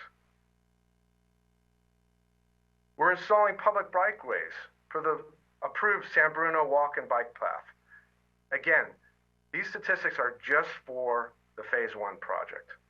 We'll be doing 2 acres of public accessible space. We'll be doing 4 acres of upgraded infrastructure and road, including a public dedication of Grundy Avenue. There's that commitment to zero use of fossil fuels again. And finally, we'll be installing an 800 kilowatt photovoltaic solar panel system on the roofs of these buildings. Next slide. I'd like to hand off the presentation now to Chris Sharples, Principal and Founder of Shop Architects and our lead architectural design. Thank you, Josh, and thank you, commissioners, for allowing us this opportunity to share with you the vision for phase one. Just to orient everybody, we've got I-380 just to the north of the 2 buildings, with Grundy bisecting between the 2, and then Bayhill just to the south, and Cherry directly to the west. Next slide. You know, one of the key things as we started developing this design with the whole team was really grounded in the Google principles of place. One of the key things to creating great architecture is creating a great public realm experience, and that's critical to this project. The other aspect is we've all been facing for the past year and a half is this growing need to have a better connection with the outdoors and nature. So that's going to play a big role, not only in terms of how we design the interior spaces, but also the public realm just beyond the facade of the building. And at the same time, really focusing on, you know, resiliency models for this, and really allowing innovation to sort of draw this through the whole project. And at the end of the day, phase one really will become sort of the groundwork and the basis for the growth of the campus over the next 15 to 20 years. Next slide. So the thing is, want to sort of start with the existing condition. You know, it's as we've seen, you know, it's prioritizing the car over the pedestrian and the cyclist. Next slide. And you see that also in the streets and the narrow widths of the sidewalks. Really addressing this in the vision of the new buildings for phase one and the public right of way. Next slide. This is another aspect, is really scaling the architecture to people and moving away from these you know, solid boxes, sort of opaque, introverted spaces, and really beginning to open them up to the city and the surroundings. Next slide. And really understanding that we're not about trying to create a street wall here, but really trying to create the softened, open edges that really invite people to really take delight as they're moving along these corridors and streetways. Next slide. So how could YouTube's new building support a great public realm experience?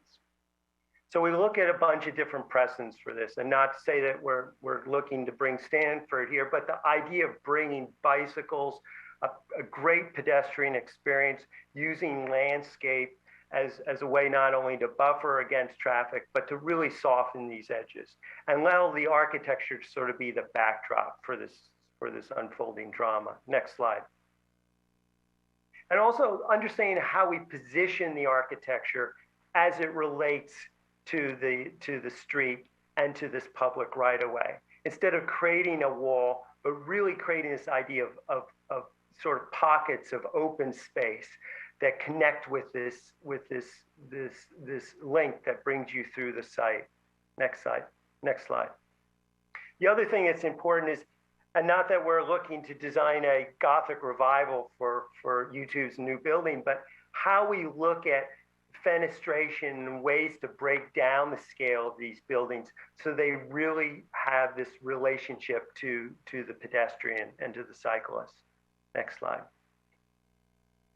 And so again, back to the sort of aerial view, a lot of focus on, as you can see in the way that the building is crenellated along these public right-of-ways and creating these sort of pockets of space and open areas, allowing us to plant more trees, more vegetation.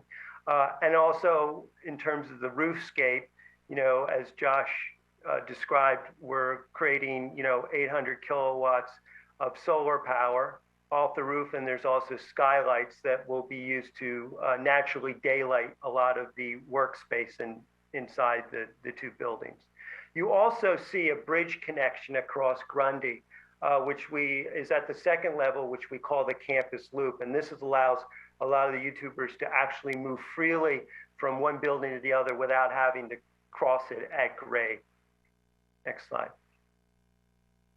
And this is sort of like just a sort of a little section cut of a portion of the elevation. And what you see here is, you see the buffering of the sidewalk with the green landscape, the bike path, the sort of how the landscape begins to move in towards the architecture. And in this case, working with Surface Design, the landscape architects for this project, how we can literally take the landscape up into the architecture of the building. So really making biophilia one of the critical materials, not only in terms of the ground plane experience, but how we begin to dematerialize and develop the architecture of the new buildings. Next slide. The other aspect is, as I was mentioning earlier, is how we can begin to break down the overall scale of these buildings through the fenestration. And in this case, tilting the glass and creating these light shelves that actually shade the interior space from direct light, reduce solar gain, which again has a positive impact on your energy loads, and at the same time create views without glare out to the surrounding landscape. Next slide. And so what you're starting to see here is a series of views that you're coming down from Cherry Street, you're on Grundy, approaching the entrances into the two buildings. And again, you see the sort of unfolding of this landscape as you're moving along. And again, you're not having confronted by this street wall, but this whole idea of creating this sort of layered drama of architecture, and then using the landscape to soften the edges and actually pull it up into the buildings. Next slide. And then this is a view on Bayhill. You're looking up towards Cherry. And here you can see the bike path. We created a generous sidewalk, very different from what we have today. And again, you see how the landscape becomes a buffer and softens that relationship with the architecture. At the same time, creating that sense of openness, of really feeling that these aren't going to be opaque buildings anymore, but really trying to really open them up and give that sense of openness. And then you see the landscape again beginning to frame those portions. Next slide. And here you're at Cherry, again, in this case, looking east. You see the two bike lanes framing the vehicular route with the pedestrian right away to the just to the left of the bikeway and then the building beyond. And again, you can see the articulation of the facade, looking at means to really break down the scale of the building. Next slide. And then this is a view from Grundy looking towards Cherry. You're sort of leaving, you've just been dropped off at the intermodal hub and you're sort of walking up towards the entrances. You can see the bridge across the campus loop connection at the second level that connects the two buildings together over Grundy. And again, the landscape plays a big role in really defining the sort of the architectural experience as you're moving along these streets. And then in this view, here you're actually at the second level, you're crossing the bridge over Grundy, and this is the campus loop that connects the two buildings together. Next slide. And as Josh mentioned, a great deal of focus on creating a resilient strategy here, a very sustainable strategy in terms of really embracing a lot of important goals. One of them, obtaining LEED Platinum for this project, but also not relying on fossil fuels to support, the energy loads for this project. And then, as I mentioned, solar panels on the roof, utilizing landscaping to reduce heat island effect. And again, biophilia, again, really looking at health and well-being as an important component, not only for the people who work here, but as people sort of walk around, around the building in the public realm. Next slide. And one last thing I'm going to mention at Cherry Plaza, this is going to be a publicly accessible open space, privately owned by YouTube. And it's going to be another addition to the sort of a necklace of open space parks that move along Cherry Street and bisect into the Bayhill and Grundy streets. Next slide. So Surface came up with some really beautiful concepts for this space. Again, creating something that really is scaled for people. And the architecture, and in this case, the existing 1,000 Cherry building really becomes just a backdrop to this landscape drama. Next slide. And here's a view where the public can actually, stop and hang out, maybe pick up something up from the market and have lunch here, but really trying to create a welcoming environment along these commercial corridors. And I'm going to turn it now back over to Josh. Thank you. Thanks so much, Chris. Next slide, please. Our project is combined with a robust TDM to shift demand over time from single occupancy vehicles to active models and shared resources. At this time, this program has allowed us to reduce our needs for single occupancy vehicles by 43%. We do expect further opportunities through innovation and technology to continue to drive the reduction in single occupancy vehicles down. Next slide. Phase 1 includes the build out of a multimodal center. To align with Google and YouTube's robust TDM plan, as I mentioned, the project team is committed to complete a multimodal center, which you can see the location and plan here. Next slide. Large enough to fit 4 shuttles at a time, it has been designed to accommodate all needed shuttles for the full build out of the YouTube campus. Most importantly, we are constructing this center with a first phase to remove our shuttle drop-offs from the public right-of-way. Next slide. The design intent is to complete a shuttle area with the same high-quality materials that you'll see throughout the Bayhill specific plan. Next slide. And in closing, just thank you again. We have members of our design team here from architecture, civil engineers, transportation engineers, landscape engineers, and other development members of my team. And we will try to answer any and all questions you have. We are just so excited to be at this moment and be able to show off this project to you and have your consideration for recommendation. Thank you so much. Thank you very much. Before they go, is there any questions from the commission to the folks from YouTube?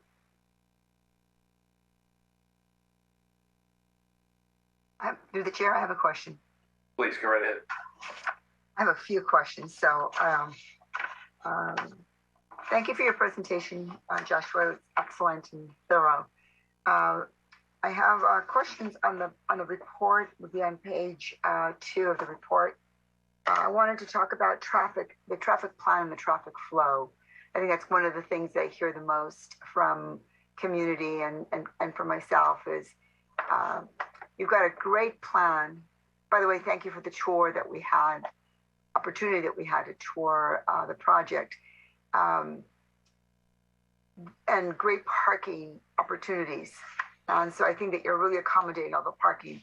The to and from is really the question. You know, it's like, you know, can San Bruno accommodate and at that left turn as you're heading east and turning in onto Cherry, those types of traffic flows. I know that with having shared driving and your bus transportation is going to reduce it drastically. But in the meantime, thinking about how the flow of the traffic, can you speak to that a bit? Sure, Commissioner Johnson. Before we get to that question, Patrick, if you don't mind, can you take the presentation off the share screen? Thank you. Commissioner Johnson, I heard your questions on traffic and transportation. So since, as I mentioned, we have a team, so Taylor McAdams from Fear Peers will address this issue. Perfect. Taylor, are you in the room? Yeah, hi, can you hear me? Yes. Yeah. Okay. So we studied the whole plan, or the site as a whole. We also specifically looked at the phase 1, and I can share my video if that's helpful too. Okay, it's a little blurry. So we looked at a few scenarios. One is the full plan. And then, as I mentioned, there's phase 1, because the full plan we studied as if it were built out 10, 20 years into the future. Phase 1, we looked at being built out actually in the near term, 2022. So we looked at, conditions from a variety of perspectives, including a traditional measured level of service, and that is kind of how traffic flows through an intersection, and it measures, to simplify it, the ease with which traffic flows through an intersection. And so we looked at some key study intersections, including either end of Bayhill Drive and so the city has level of service standards, and under the phase 1 development, everything met those level of service standards, with a few exceptions. And at those exceptions, that's where we introduced new improvement measures. The traffic signal at Traeger and Bayhill, Traeger and San Bruno Avenue, for example, is one of those measures. That was where, in a location where we saw that the traffic was going to overwhelm the intersection from San Bruno's standards, and so City of San Bruno standards, and so we recommended the signal. But for the most part, the number of vehicle trips added, especially as a result of phase 1, do not cause any concern. We also looked at safety, and YouTube's presentation did a great job presenting and as well as the kind of public realm slides that Elaine shared earlier discuss how the pedestrian environment will be dramatically improved, as well as with new bike lanes, that experience will be improved.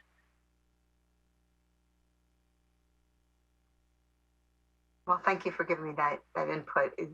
Just based upon the observation of the past and recognizing you're going to be adding, I believe I read 1,896 parking spaces, that traffic in itself. That doesn't mean every one of those will get used, but I'm just trying to process it in my head, process it that there is some method in there. because on the north and on the north and south side of Cherry is it's a pretty long line on both ends when you're trying to get in and out during those commute hour times. And so, I mean, the reality is we do expect an increase in traffic patterns. I don't think you can alleviate that, recognizing that you're increasing, but what can be done, that's the key thing. I can mitigate that to minimize it, and so therefore it doesn't create a backup and a frustration and an upset, in our community. So thank you for that input. Yeah, no problem. Okay, and then the other question that I have is on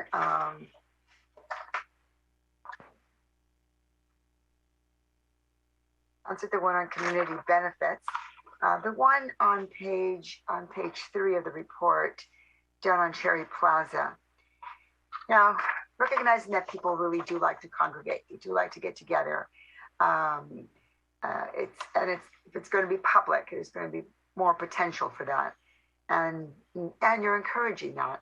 And so I look at it, my hat on, thinking, okay, what's the security going to be like? What's the maintenance? What if the community starts asking for a children's area? So what's the capacity in that? Is it designed for people who might be shopping at Bayhill and they want to go have lunch there, or someone just want to meet a friend for coffee there, and they take their own? Is that the intent? What happens if community wants to start using it for some level of events? And they'll say, okay, very much like San Bruno Park, there are those areas that you can reserve, and then there are the areas that you get there really early, and you plop you tape down your tablecloths on it. What happens if that starts to happen? And what would be policy and guidelines? I know this is a really fun and beautiful place to think about, but I can't help but think about those potential other uses. Will it be a first come, first serve? Will it be a reserve? Are they going to be open specific hours? And what happens if there's liability and there's hurt and something takes place there? I think I might have said already that somebody wants a children's area, and maybe instead of having a children's area, maybe it's supporting our current public parks to create other types of things. So anyway, those questions come to mind. It is an area that I've spent 45 years doing, children's areas. So I can't help but think about these things.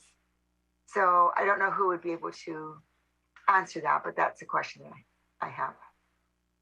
Sure. Commissioner Johnson, Javon Grogan, City Manager. Let me begin with a reply. So it is intended to be privately owned, public available space, non-reservable space.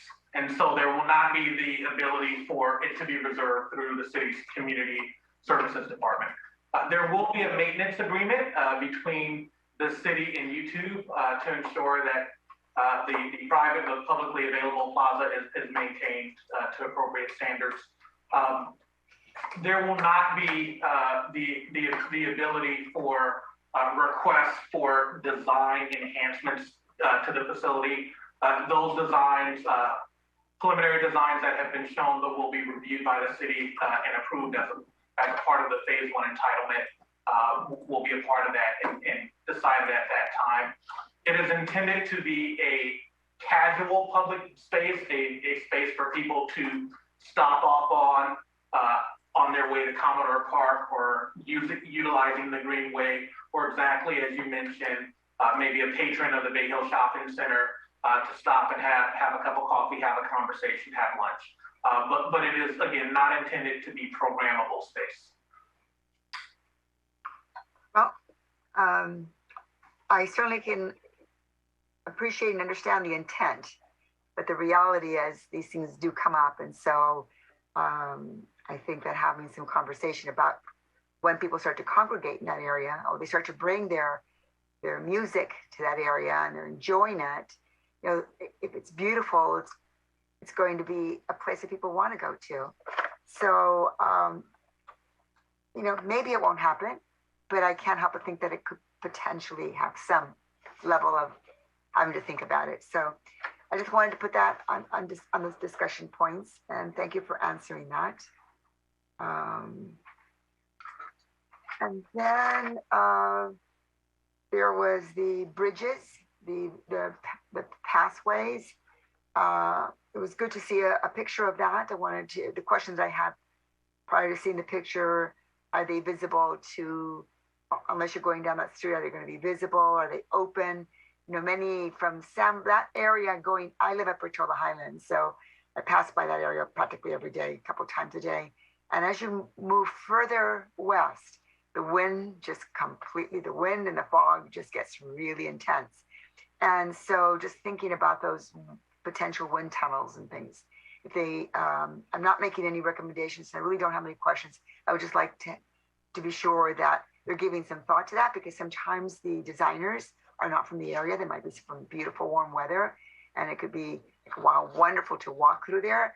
But when you have that wind, it's not so beautiful. It's really hard. And so just to give that some thought, I would really hope that they would do that. And then my other one, well, the community, the benefits, that was answered. So, and I think the other ones I'll just reserve. They're small. Thank you. Thank you, Commissioner Johnson.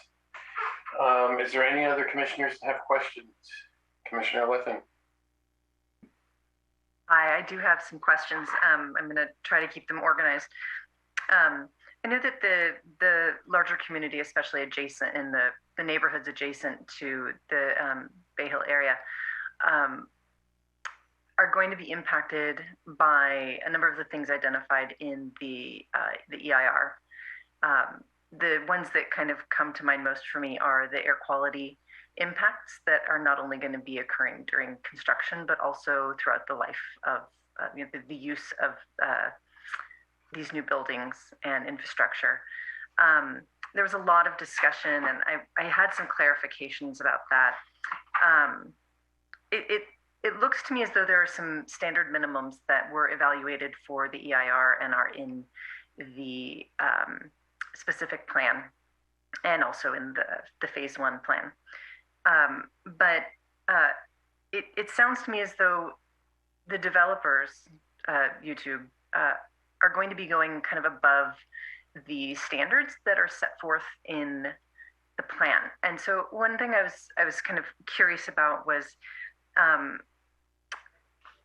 I actually think it was mentioned in some of the comments that were sent in by YouTube to the city. What is the air quality standard that the project is measured against? And what are the anticipated fees for non-compliance? What does that mean and look like? I guess I'm looking for some sort of metric to understand what kind of air quality impacts there are going to be during construction and after construction. I'm wondering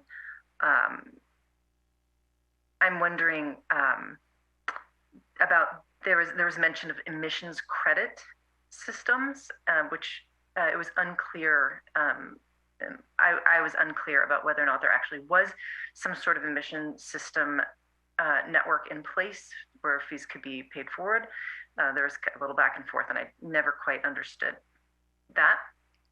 And then I was also wondering, I understand there's going to be photovoltaics. I understand that the materials and practices used to construct these buildings are going to be, it seems to me as though being quite environmentally responsible. And I'm curious if the energy that's not created by the photovoltaics, and I understand there's going to be minimal natural gas, I'm wondering if the energy that's going to be used is going to be clean and renewable, and whether or not it's going to be done voluntarily or whether it's required. That's kind of the overview of my air quality concerns.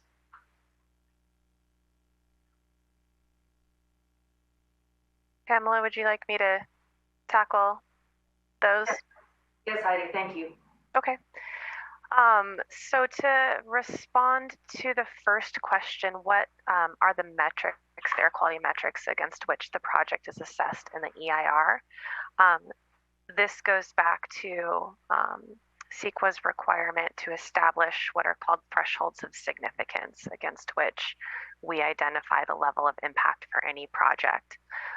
For criteria air pollutants, which is one of the impacts that was found to be significant and unavoidable, and is the impact that is associated with the mitigation requirement to pay for offset fees. The thresholds are established by the Bay Area Air Quality Management District. They are daily emission thresholds that are tied to the California ambient air quality standards that are essentially governed by the Clean Air Act. They vary depending on what the pollutant is, but just to give you a quick idea, it's 54 pounds per day for NOx, which is nitrogen oxides. It's 54 pounds per day for reactive organic gases, and there are different numbers for particulate matter depending on the size of the particulates. But there are actual numbers established for each of the 6 criteria air pollutants. So those are the thresholds that we use in the EIR. That's standard practice for any EIR in California. Does that answer your question on the metrics? Yeah, it does. I think I'm also ultimately what I'm trying to get at is trying to have some sort of understanding for the community that's going to be surrounding this area, like what the air quality will be like relative to what we have now, and what it would be like, some sort of comparison, some sort of familiar comparison that we could make, as far as, is this similar to a busy downtown? Is this similar to San Francisco? Is this similar to, living beside a freeway? I think, I'm just trying to understand. There doesn't seem to be, I don't have like a calibration in my mind of what that actually means to a layperson. Mm-hmm. Sure.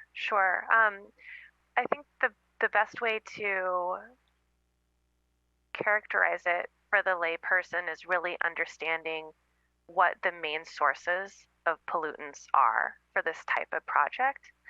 And the main source of pollutants for this type of project in many urban infill development projects is mobile source emissions from vehicles, from cars driving to and from the site.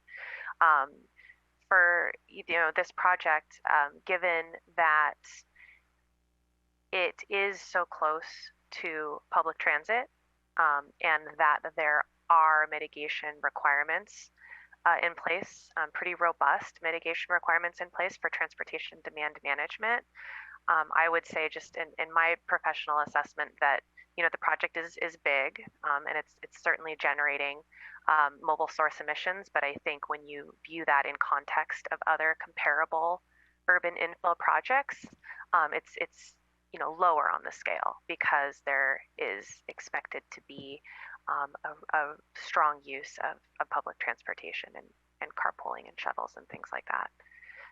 Other emissions that we look at and are evaluated in the EIR that are primarily related to the toxic air contaminant impact that I talked about in my presentation are impacts from generators. So we call them stationary source emissions. And those are impacts from emergency generators on the site. And those for a specific plan are hard to assess with precision because they really do require an understanding of the actual design of a project and where those generators would be and where the nearest sensitive receptors are with respect to those generators. So we did evaluate them for the phase 1 development and found that impacts would be less than significant. For the specific plan, this is why we assigned this mitigation measure that requires future development to prepare these health risk assessments that will look at the specific generators and receptors around them. If significant impacts are identified, they will need to incorporate design features into their projects to mitigate those levels down to a less than significant level. And I think I've already asked this of staff previously, but as these different phases come along that will be subject to these different inquiries about these emissions, those will also be coming before the Planning Commission as an item by item basis. It's not the approval of the specific plan is not a blanket cover for this. It's actually going to be addressed item by item. Yeah, that's correct. I'm actually not sure if they all come before commission. They'll certainly all come before council. But yes, each project will be separately entitled, and the city will need to make a finding of consistency with the EIR. And if any project is found to be in any way outside the envelope, essentially, of what was studied in the EIR, then a subsequent CEQA review may need to be required. Thank you, Heidi. Commissioner Lethens, if I can elaborate a little bit. So the Bayhill specific plan will provide a guidance for the overall project. The only project level approval that you'll be considering tonight is phase 1. So all the subsequent phases 2 through 5, will still be subject to architectural review permit that are subject to the Planning Commission's purview. As we talked about the program level EIR versus the project level environmental review, depending on whether those subsequent phases may or an additional CEQA review, it may be a negative declaration or a categorical exemption, or like Heidi said, if the program EIR covers for the subsequent phases, they will forward that to you. But for all the phases, design criteria, you'll be reviewing them. Okay, thank you. That helps a lot. Just a couple things still on the air quality. I'm curious if regarding the energy sources that are not the electricity that's not created by the photovoltaics. I'm curious about where that energy comes from, whether it's going to be clean renewable energy. I know that's kind of an option that's available to most, homeowners and individuals that purchase, energy from PG&E have the opportunity to do that. Will that be done for these projects? And oh gosh, I had another one. Well, that's it for now. I got the next one. Commissioner Leah, maybe I can take that one. Google has been purchasing clean, renewable energy from the grid for many years now for all of Google and YouTube, including in San Bruno, and we expect to do the same for the new additional projects we're doing here at YouTube. So I assume the question is to make up the net difference between what we're generating on site and what is needed for site. The answer to your question is yes, we will be purchasing clean renewable energy, similar to how you purchase it at home through the Peninsula Clean Energy Group, I believe. Great. That's the answer I was hoping to hear. And then I'm also wondering if this may be more of a staff question. I'm guessing that that's a voluntary thing. I'm wondering if that is something that can be written into the agreement. Yes, that will be a voluntary thing. So photovoltaic is not a requirement by the building code or the Cal Green, but there are measures that the project will have to satisfy to be a LEED certified project or to meet the minimum requirement per Cal Greens. I'm not the expert in that sense, but I don't believe what you're referring to is a code requirement. Okay, and I do recall. I think I do recall the LEED certification silver as being a minimum requirement in the specific plan. That is true. That's correct. Yes, Commissioner. In the specific plan, the requirement is LEED silver. Okay. We intend to deliver not only phase 1, but future phases as well as a LEED platinum level. Now, granted, designs and LEED changes over the years. Right. And in addition, there are other property owners within the park that may have never done a LEED project before. And so it's more difficult for them to achieve the levels that we have, YouTube and Google, with the level of expertise we have when we come to projects. But we hope we can share with them our expertise and our expertise beyond the Bayhill Park to all of San Bruno in regards to sustainable construction. Great. Okay. Commissioner Lynn, if I may, so we just found out the solar roof is a requirement identified on page 121 of the specific plan, where new construction in the plant area shall be required to employ at least 30% of the roof coverage with photovoltaic. Okay, great. That's good news to hear.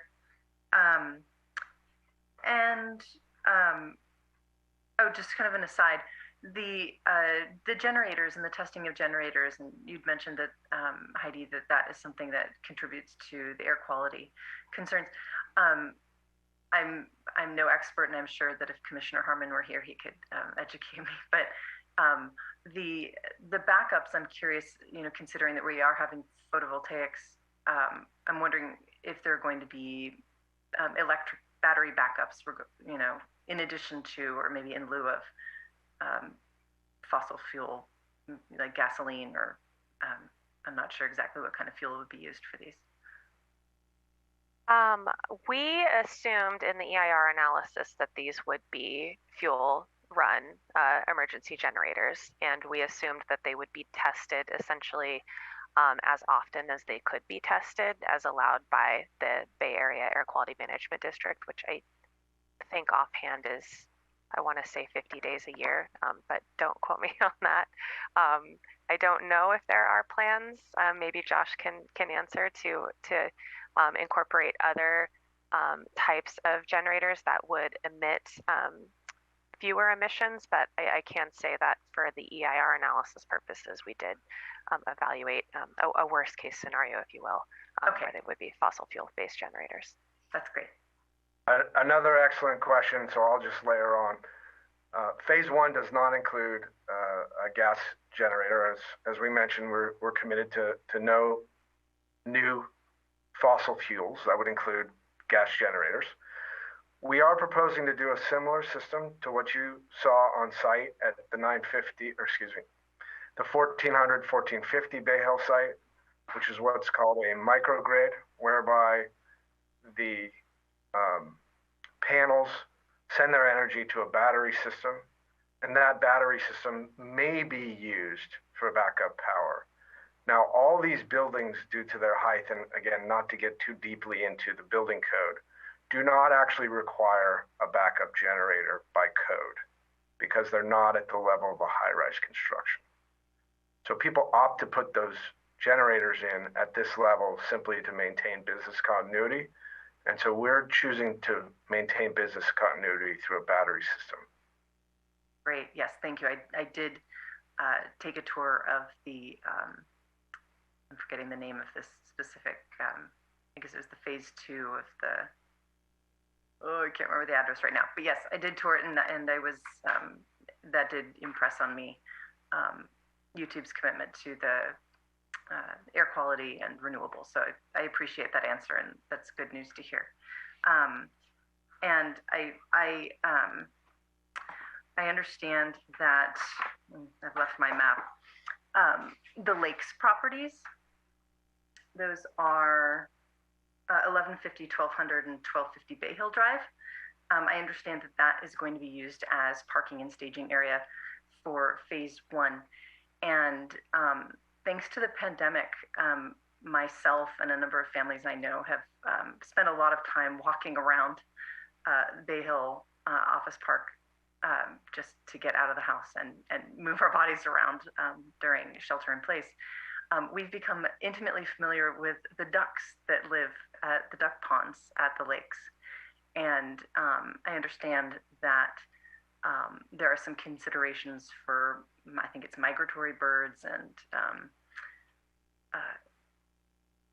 mitigation measures regarding the care of local native species. But it seems to me that we've created this lovely little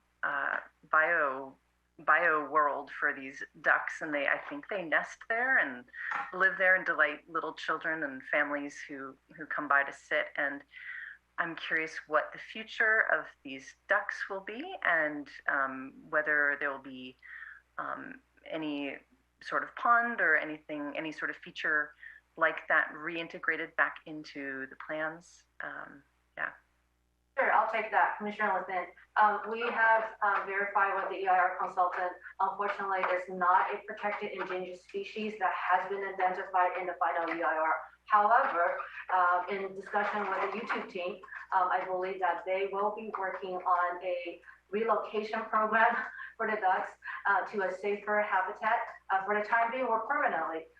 Josh, do you want to elaborate? Yeah, thank you, Director Wu. We're just hearing about this now, actually, today. So we have a wonderful, in addition to the environmental program we've been discussing to this point, we have a wonderful ecology program at Google. And we really want to tap into that to answer your question. We're committed to finding a solution in partnership with the city and its community, obviously, you being one of them, to find a solution to essentially, for lack of a better word, save the ducks. I guess we will find a way, but I need to tap into our expertise before we can make a direct response to your ask. So we will be getting with our experts and making recommendations to staff for how to deal with the situation that you mentioned. Okay, thank you. I appreciate that. I know that the ducks got dropped on you at the last minute because I think I surprised Pamela with that yesterday. So thank you. I appreciate that. And they're really wonderful ducks. So, you know, they kept us company during the pandemic. So thank you. I appreciate that. No problem. Let's see. I think that's the bulk of the questions that I have right now. Thank you. Mr. Chair, if I may, earlier during the meeting, Commissioner Madden lost power. So he's been calling in. So his hand has been raised for him to talk in case you don't know that. No, I can't see that. Let's go ahead and bring him on. Commissioner Madden, are you there? Madeline, will you unmute Commissioner Madden? He is an attendee with his hand raised.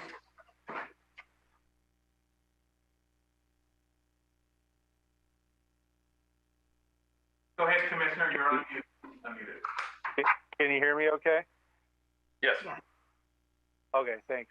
Yeah, sorry, right after I asked my questions, power went out and apparently it's not coming on for a few more hours. So I have been watching on YouTube though, fortunately. So following along as best I can. Similar to Commissioner,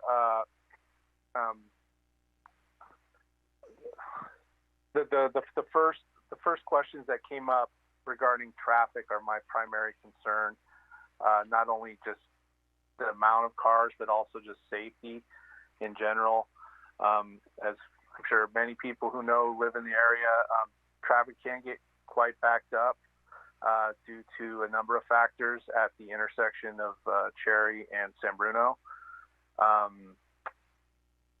think the mobile or the new location for the bus drop-off area will help that. So I was glad to see that. But I do have some concerns about the volume of traffic coming down from 280 from San Bruno that make the turns onto Cherry or Traeger.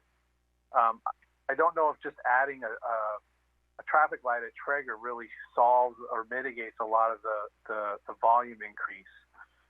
And then I also saw in the presentation there was a diagram showing these rectangles around each intersection signal, and it seemed like potentially adding that signal at Traeger could potentially cause backups into El Camino. So my overall question is just, has someone, either the traffic consultant or the Department of Public Works, considered at things like changing the timings of the traffic signals to adjust for this large increase in cars? Have we looked at things like changing the speed limits, especially coming downhill from 280 on San Bruno, where people already drive pretty fast, and that left turn onto Cherry can get backed up, where it's literally you can only have one lane to go down the hill when that line gets really long to make the turns. Similarly at Traeger, if we're adding a signal there, are we going to be causing backups for people who just want to go toward El Camino from uphill to downhill, or vice versa? And then of course we have a mall there that people have a hard time getting in and out of at certain times of the day because of people coming to work or shuttle buses. And now we're talking about obviously increasing the office space by 2.6 million square feet, I believe, and then potentially building housing on top of Bayhill Mall and other housing developments. And so I just want to make sure that I know these are unavoidable and they will have negative impacts, but that our plan is just not simply add a traffic light. So if someone could address that. Sure, Commissioner Madden. Madeline, if Taylor's still back in the room, Taylor, do you mind addressing that question? Thank you. Yeah, I'm still here. So yeah, these are all those very good questions, and rest assured that we are not just adding a traffic light. That's just what, the average person will notice as the biggest difference. But and the two intersections you mentioned are two that we studied in detail.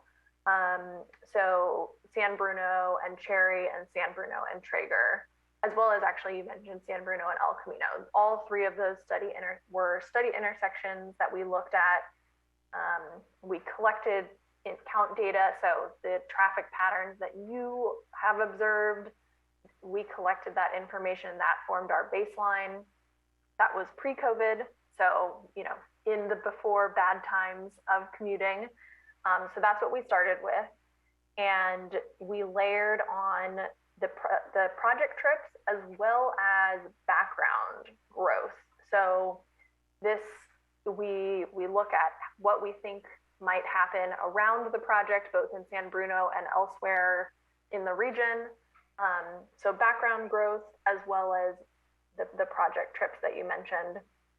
It is correct that there will be a net new project trips, but again, when we did our detailed level of service analysis, we only found a few instances, and you can see in the specific plan, the draft specific plan, that where there are locations that exceed the city of San Bruno's standards. In those locations, we have suggested mitigation measures, which not CEQA mitigation measures, just improvement measures that address all of those level of service effects. And so all of them can be addressed. We also, even at intersections that will not experience a level of service increase, always suggest signal timing improvements, which was one of the ideas you suggested, Commissioner Madden, and that is something we always recommend.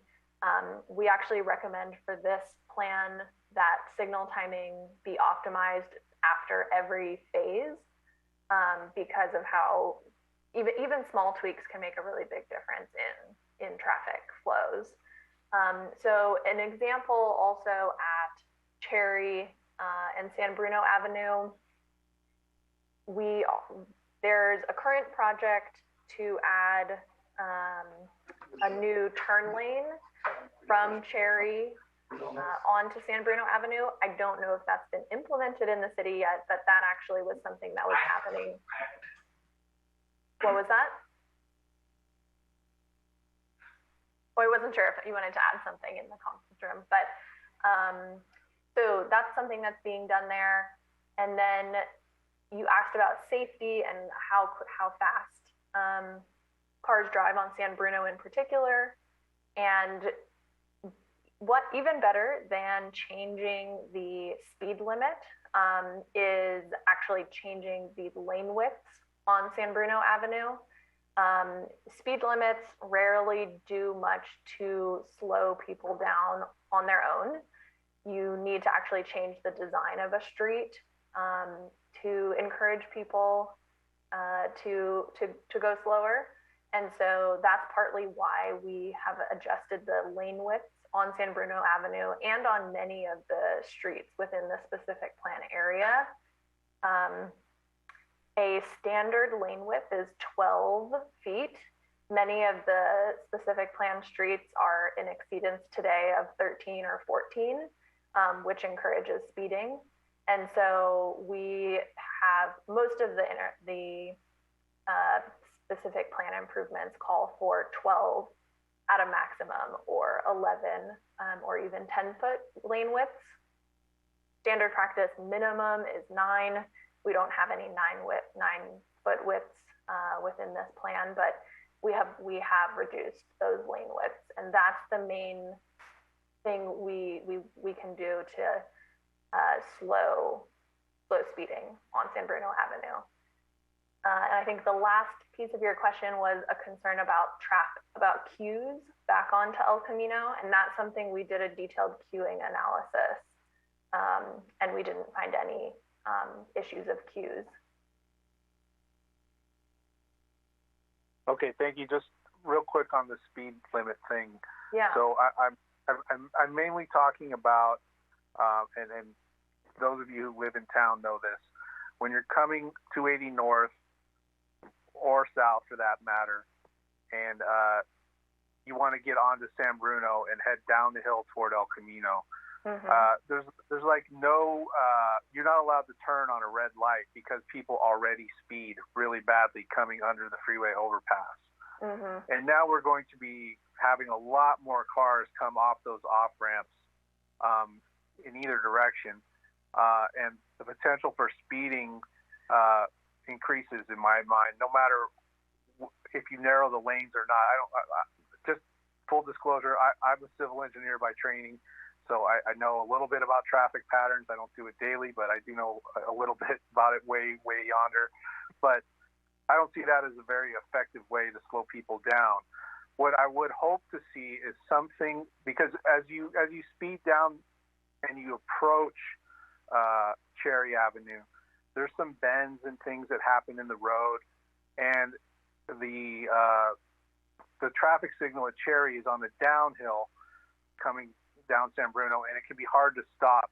Have you guys considered anything like installing sign or electronic signs like we have in foggy areas that say like prepare to stop because it's anticipating a change from green to red in the lights that may be not visible yet as you come around some of those bends? I've also seen, like in Pacifica, I've seen these,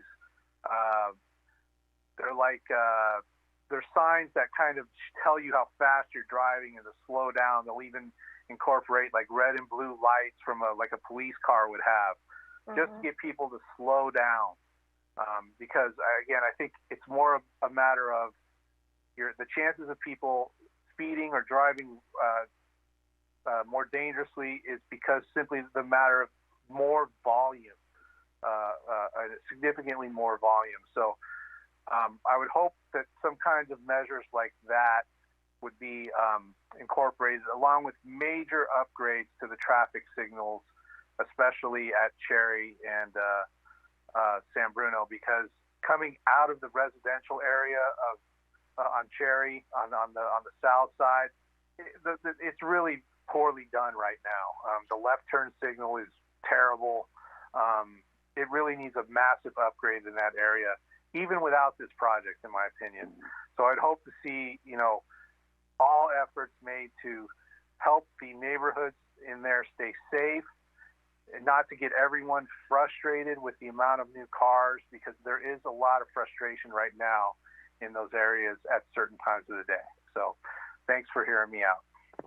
Yeah, no problem. And the last thing I'll add, Pamela, if I can just, one more thing is, so what's typical with a specific plan is we've developed concept designs for all of the streets within the plan area. But with each subsequent phase, those plans will be done in much more detail.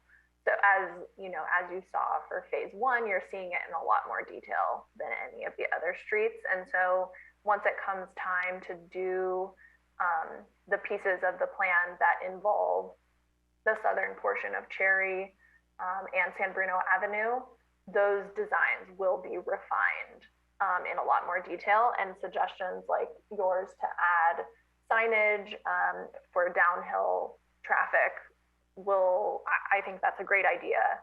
It's too detailed for the specific plan at this time, but we'll obviously record that comment, and that is something that can be incorporated in future in future phase designs.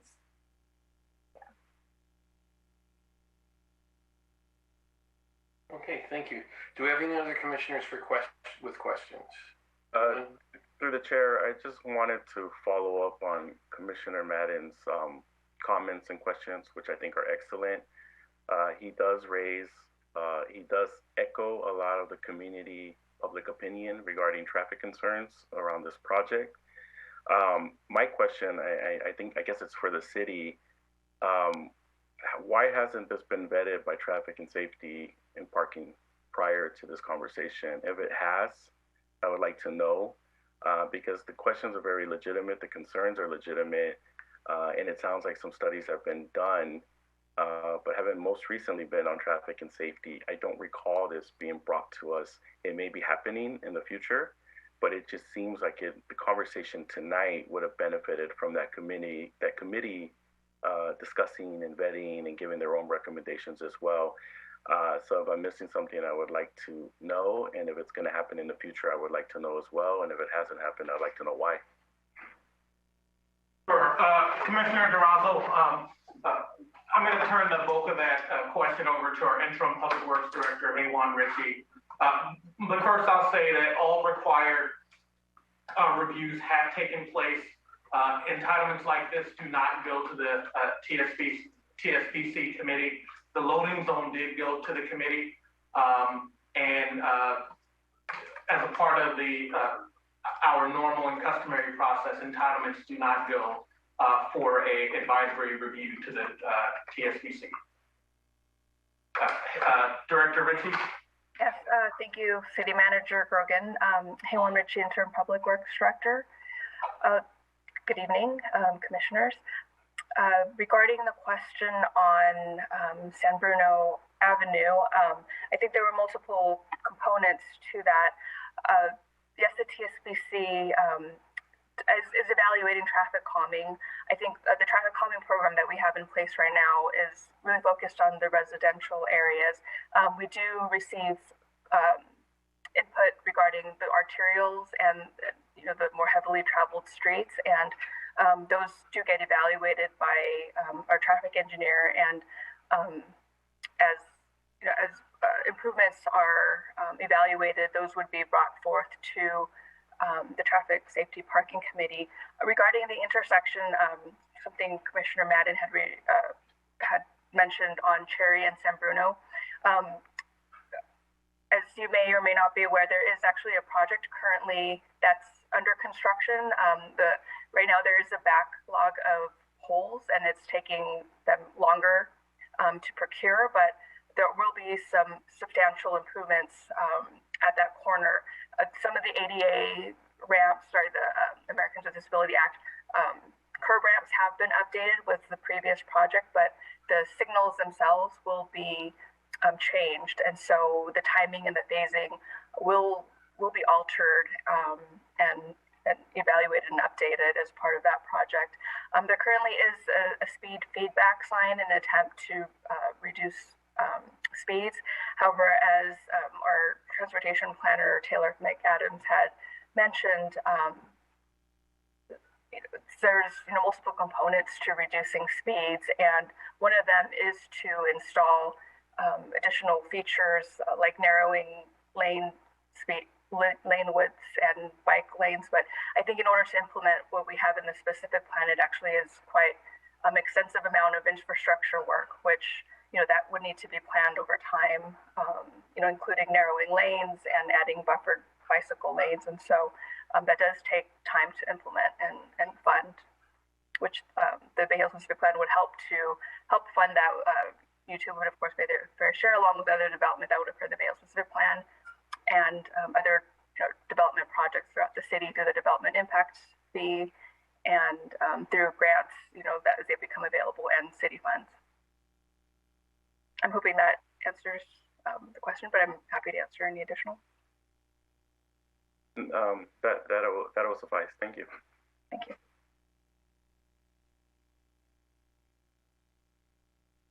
Commissioner Drago, do you have any further questions or? Chair, not at this moment. Okay, so I think at this point we'll open it up to public comment. Madeline, is there anyone out there with their hand raised? Yes, Chair, we do have one hand raised. Okay, before we take that person, let me remind the folks at home that if you would like to address the commission at this point in time, if you're on Zoom, use the raise your hand button. If you're on the phone, please use *9. You'll be given 3 minutes to speak. And Madeline, go ahead and please introduce our next speaker. To the chair, Commissioner Biasotti, would you mind if we take a break? I just want to be mindful that we've been at it for, I think, about 3 hours now, and some people may need a small break. Of course. How long would you like to take? What would you suggest? 5 minutes? Okay, fine. We're adjourned for 5 minutes.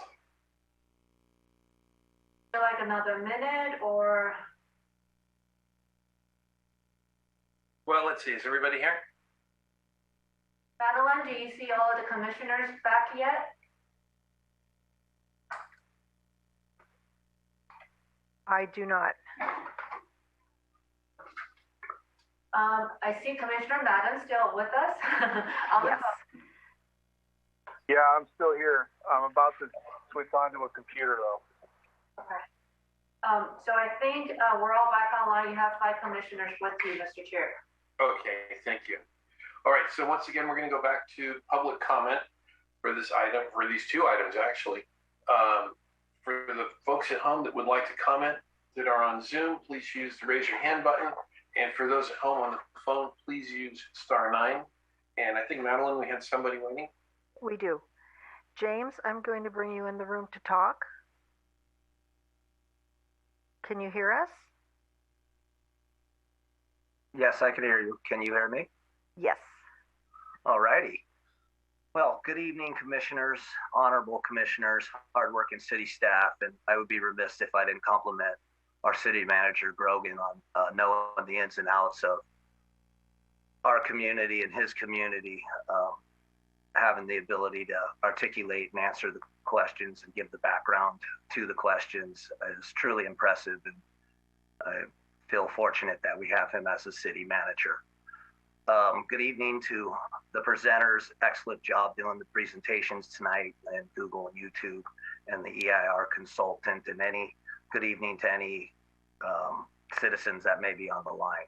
My name is James Gomez. I live at 1861 Donner Avenue here in San Bruno. I'm speaking on behalf of the San Mateo Building and Construction Trade Council, and I rarely get to speak in my home city on projects.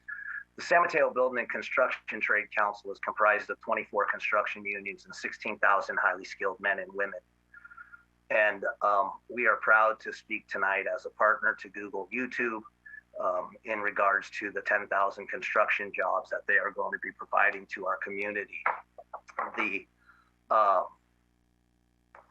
And this is not just going to simply be a handshake deal. This will be codified through a community workforce agreement, formerly known as project labor agreements, but we renamed them to community workforce agreements because they offer benefits, unquantifiable benefits back to the community by hiring local contractors, local journey workers, local apprentices, returning veterans from the military through a helmets to hard hat program.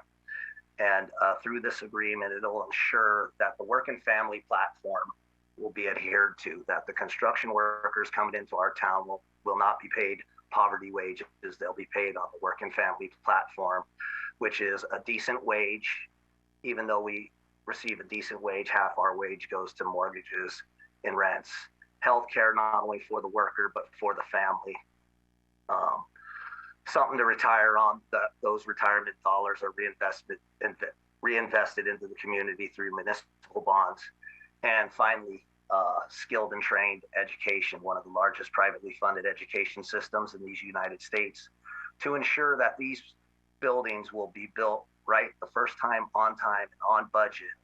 And these buildings will be buildings that all of our constituents will be proud of. I would like to thank, on behalf of those 16,000 members, I'd like to thank Google YouTube for making this commitment to our construction workers. When people ask me what unions are, it's simple. It's working families standing together, and we're proud that Google YouTube is standing with our working families. And we'd like to encourage the Planning Commission to pass these resolutions tonight, and encourage with the recommendation to City Council to pass them as well. Thank you for allowing me to speak tonight, and have a great evening. Thank you very much. Madeline, do we have anyone else with their hands raised? Yes, we do. Dean, I'm going to allow you to speak. And you have 3 minutes. Okay, everybody can hear me? Okay, planning commissioners and staff, you folks have worked really hard on this project. We purchased 801, 851 Traeger, which is what the properties that I represent. And in 2016, not knowing what we were getting ourselves into. But it's been a fun project. It's a project that I think is going to be of great benefit to San Bruno and the people in San Bruno. My family came to California in the Bay Area with the De Anza Party back in 1775. So we've been in San Francisco Bay Area a long time. We've seen San Bruno grow. We're really proud to be part of San Bruno at this point. We do want to do residential at some point, and we know that we have a ways to go to make that happen. And I was happy to hear actually that you had so many other residential properties in the queue, so to speak. But we'll be back there in the back to try to help out with the housing in San Bruno as well. So we'd like to encourage the Planning Commission to approve the EIR and the specific plan, and we hope to work with you in the future on our specific project down the line. So again, thank you very much, and it's a great project, and we're really happy to be part of it. Thanks again. You're welcome. Thank you. And Madeline, do we have anyone else that wants to speak to us? Yes, we do. Larry, I'm going to bring you into the room.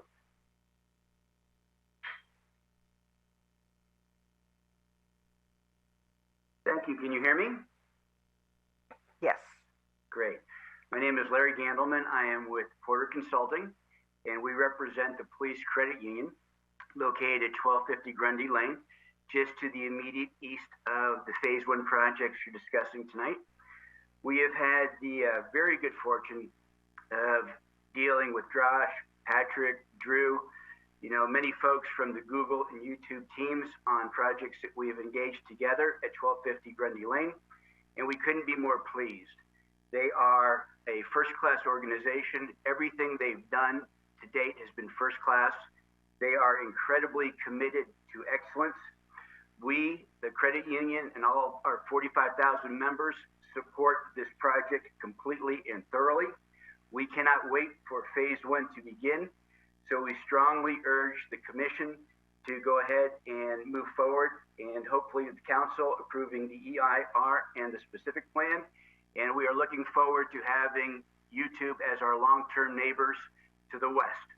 So thank you for taking my comments, and we'll look forward to the approvals. Thank you very much.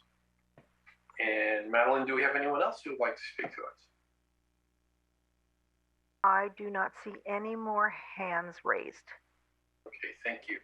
I guess we'll need a roll call vote from the commission to close the public hearing. Would anyone like to make a motion, please? I motion to close public comment. All right, we have a motion. Do we have a second? Second. Okay, we have a motion and a second. May we have a roll call vote, please, Pamela? Chair Biasotti. Aye. Commissioner DeRosa. Aye. Commissioner Johnson. Aye. Commissioner Lethen. Aye. Commissioner Madden. Aye. Motion passes. Public comment is now closed. So at this time, is there any other further conversation the commission would like to have on these projects? If not, we have two items to bring forward separately, 4A and 4B, as separate resolutions. So if someone would like to make a resolution on 4A, that would be.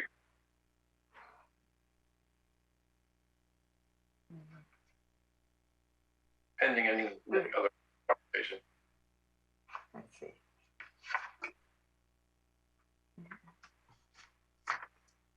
Through the chair, I'll make a recommendation. I move the Planning Commission adopt resolution 2021-04 and recommend that it moves forward to the city council. Okay, we have a second? Second. Thank you. Okay, we have a motion and a second. Pamela, can we get a roll call vote, please? It is in the Yeah, resolution. okay, that's fine. Chair Biasotti. Aye. Commissioner DeRosa. Aye. Commissioner Johnson. Aye. Commissioner Lethen.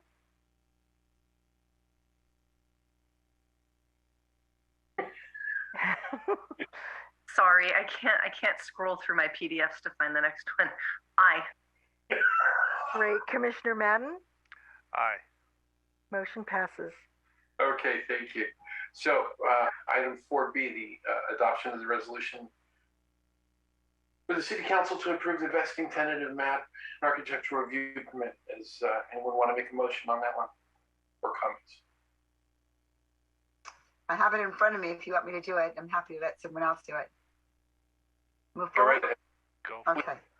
So I move that the Planning Commission adopt resolution 2021-05 with attachment 3, recommending that the city council approve a vesting tentative map TM 19-001, an architectural review permit AR 19-004, and developmental agreement DA 21-002, subject to the following recommendations as presented. Thank you. And do we have a second? I'll second. Thank you. We have a motion and a second. Pamela, can we get a roll call vote, please? Chair Biasotti. Aye. Commissioner DeRosa. Aye. Commissioner Johnson. Aye. Commissioner Lethen. Aye. Commissioner Madden. Aye. Motion passes. Thank you. Thank you, everybody, for all your hard work on this project. Staff, YouTube, the consultants, the commission. Thank you, everybody. It was a lot of work.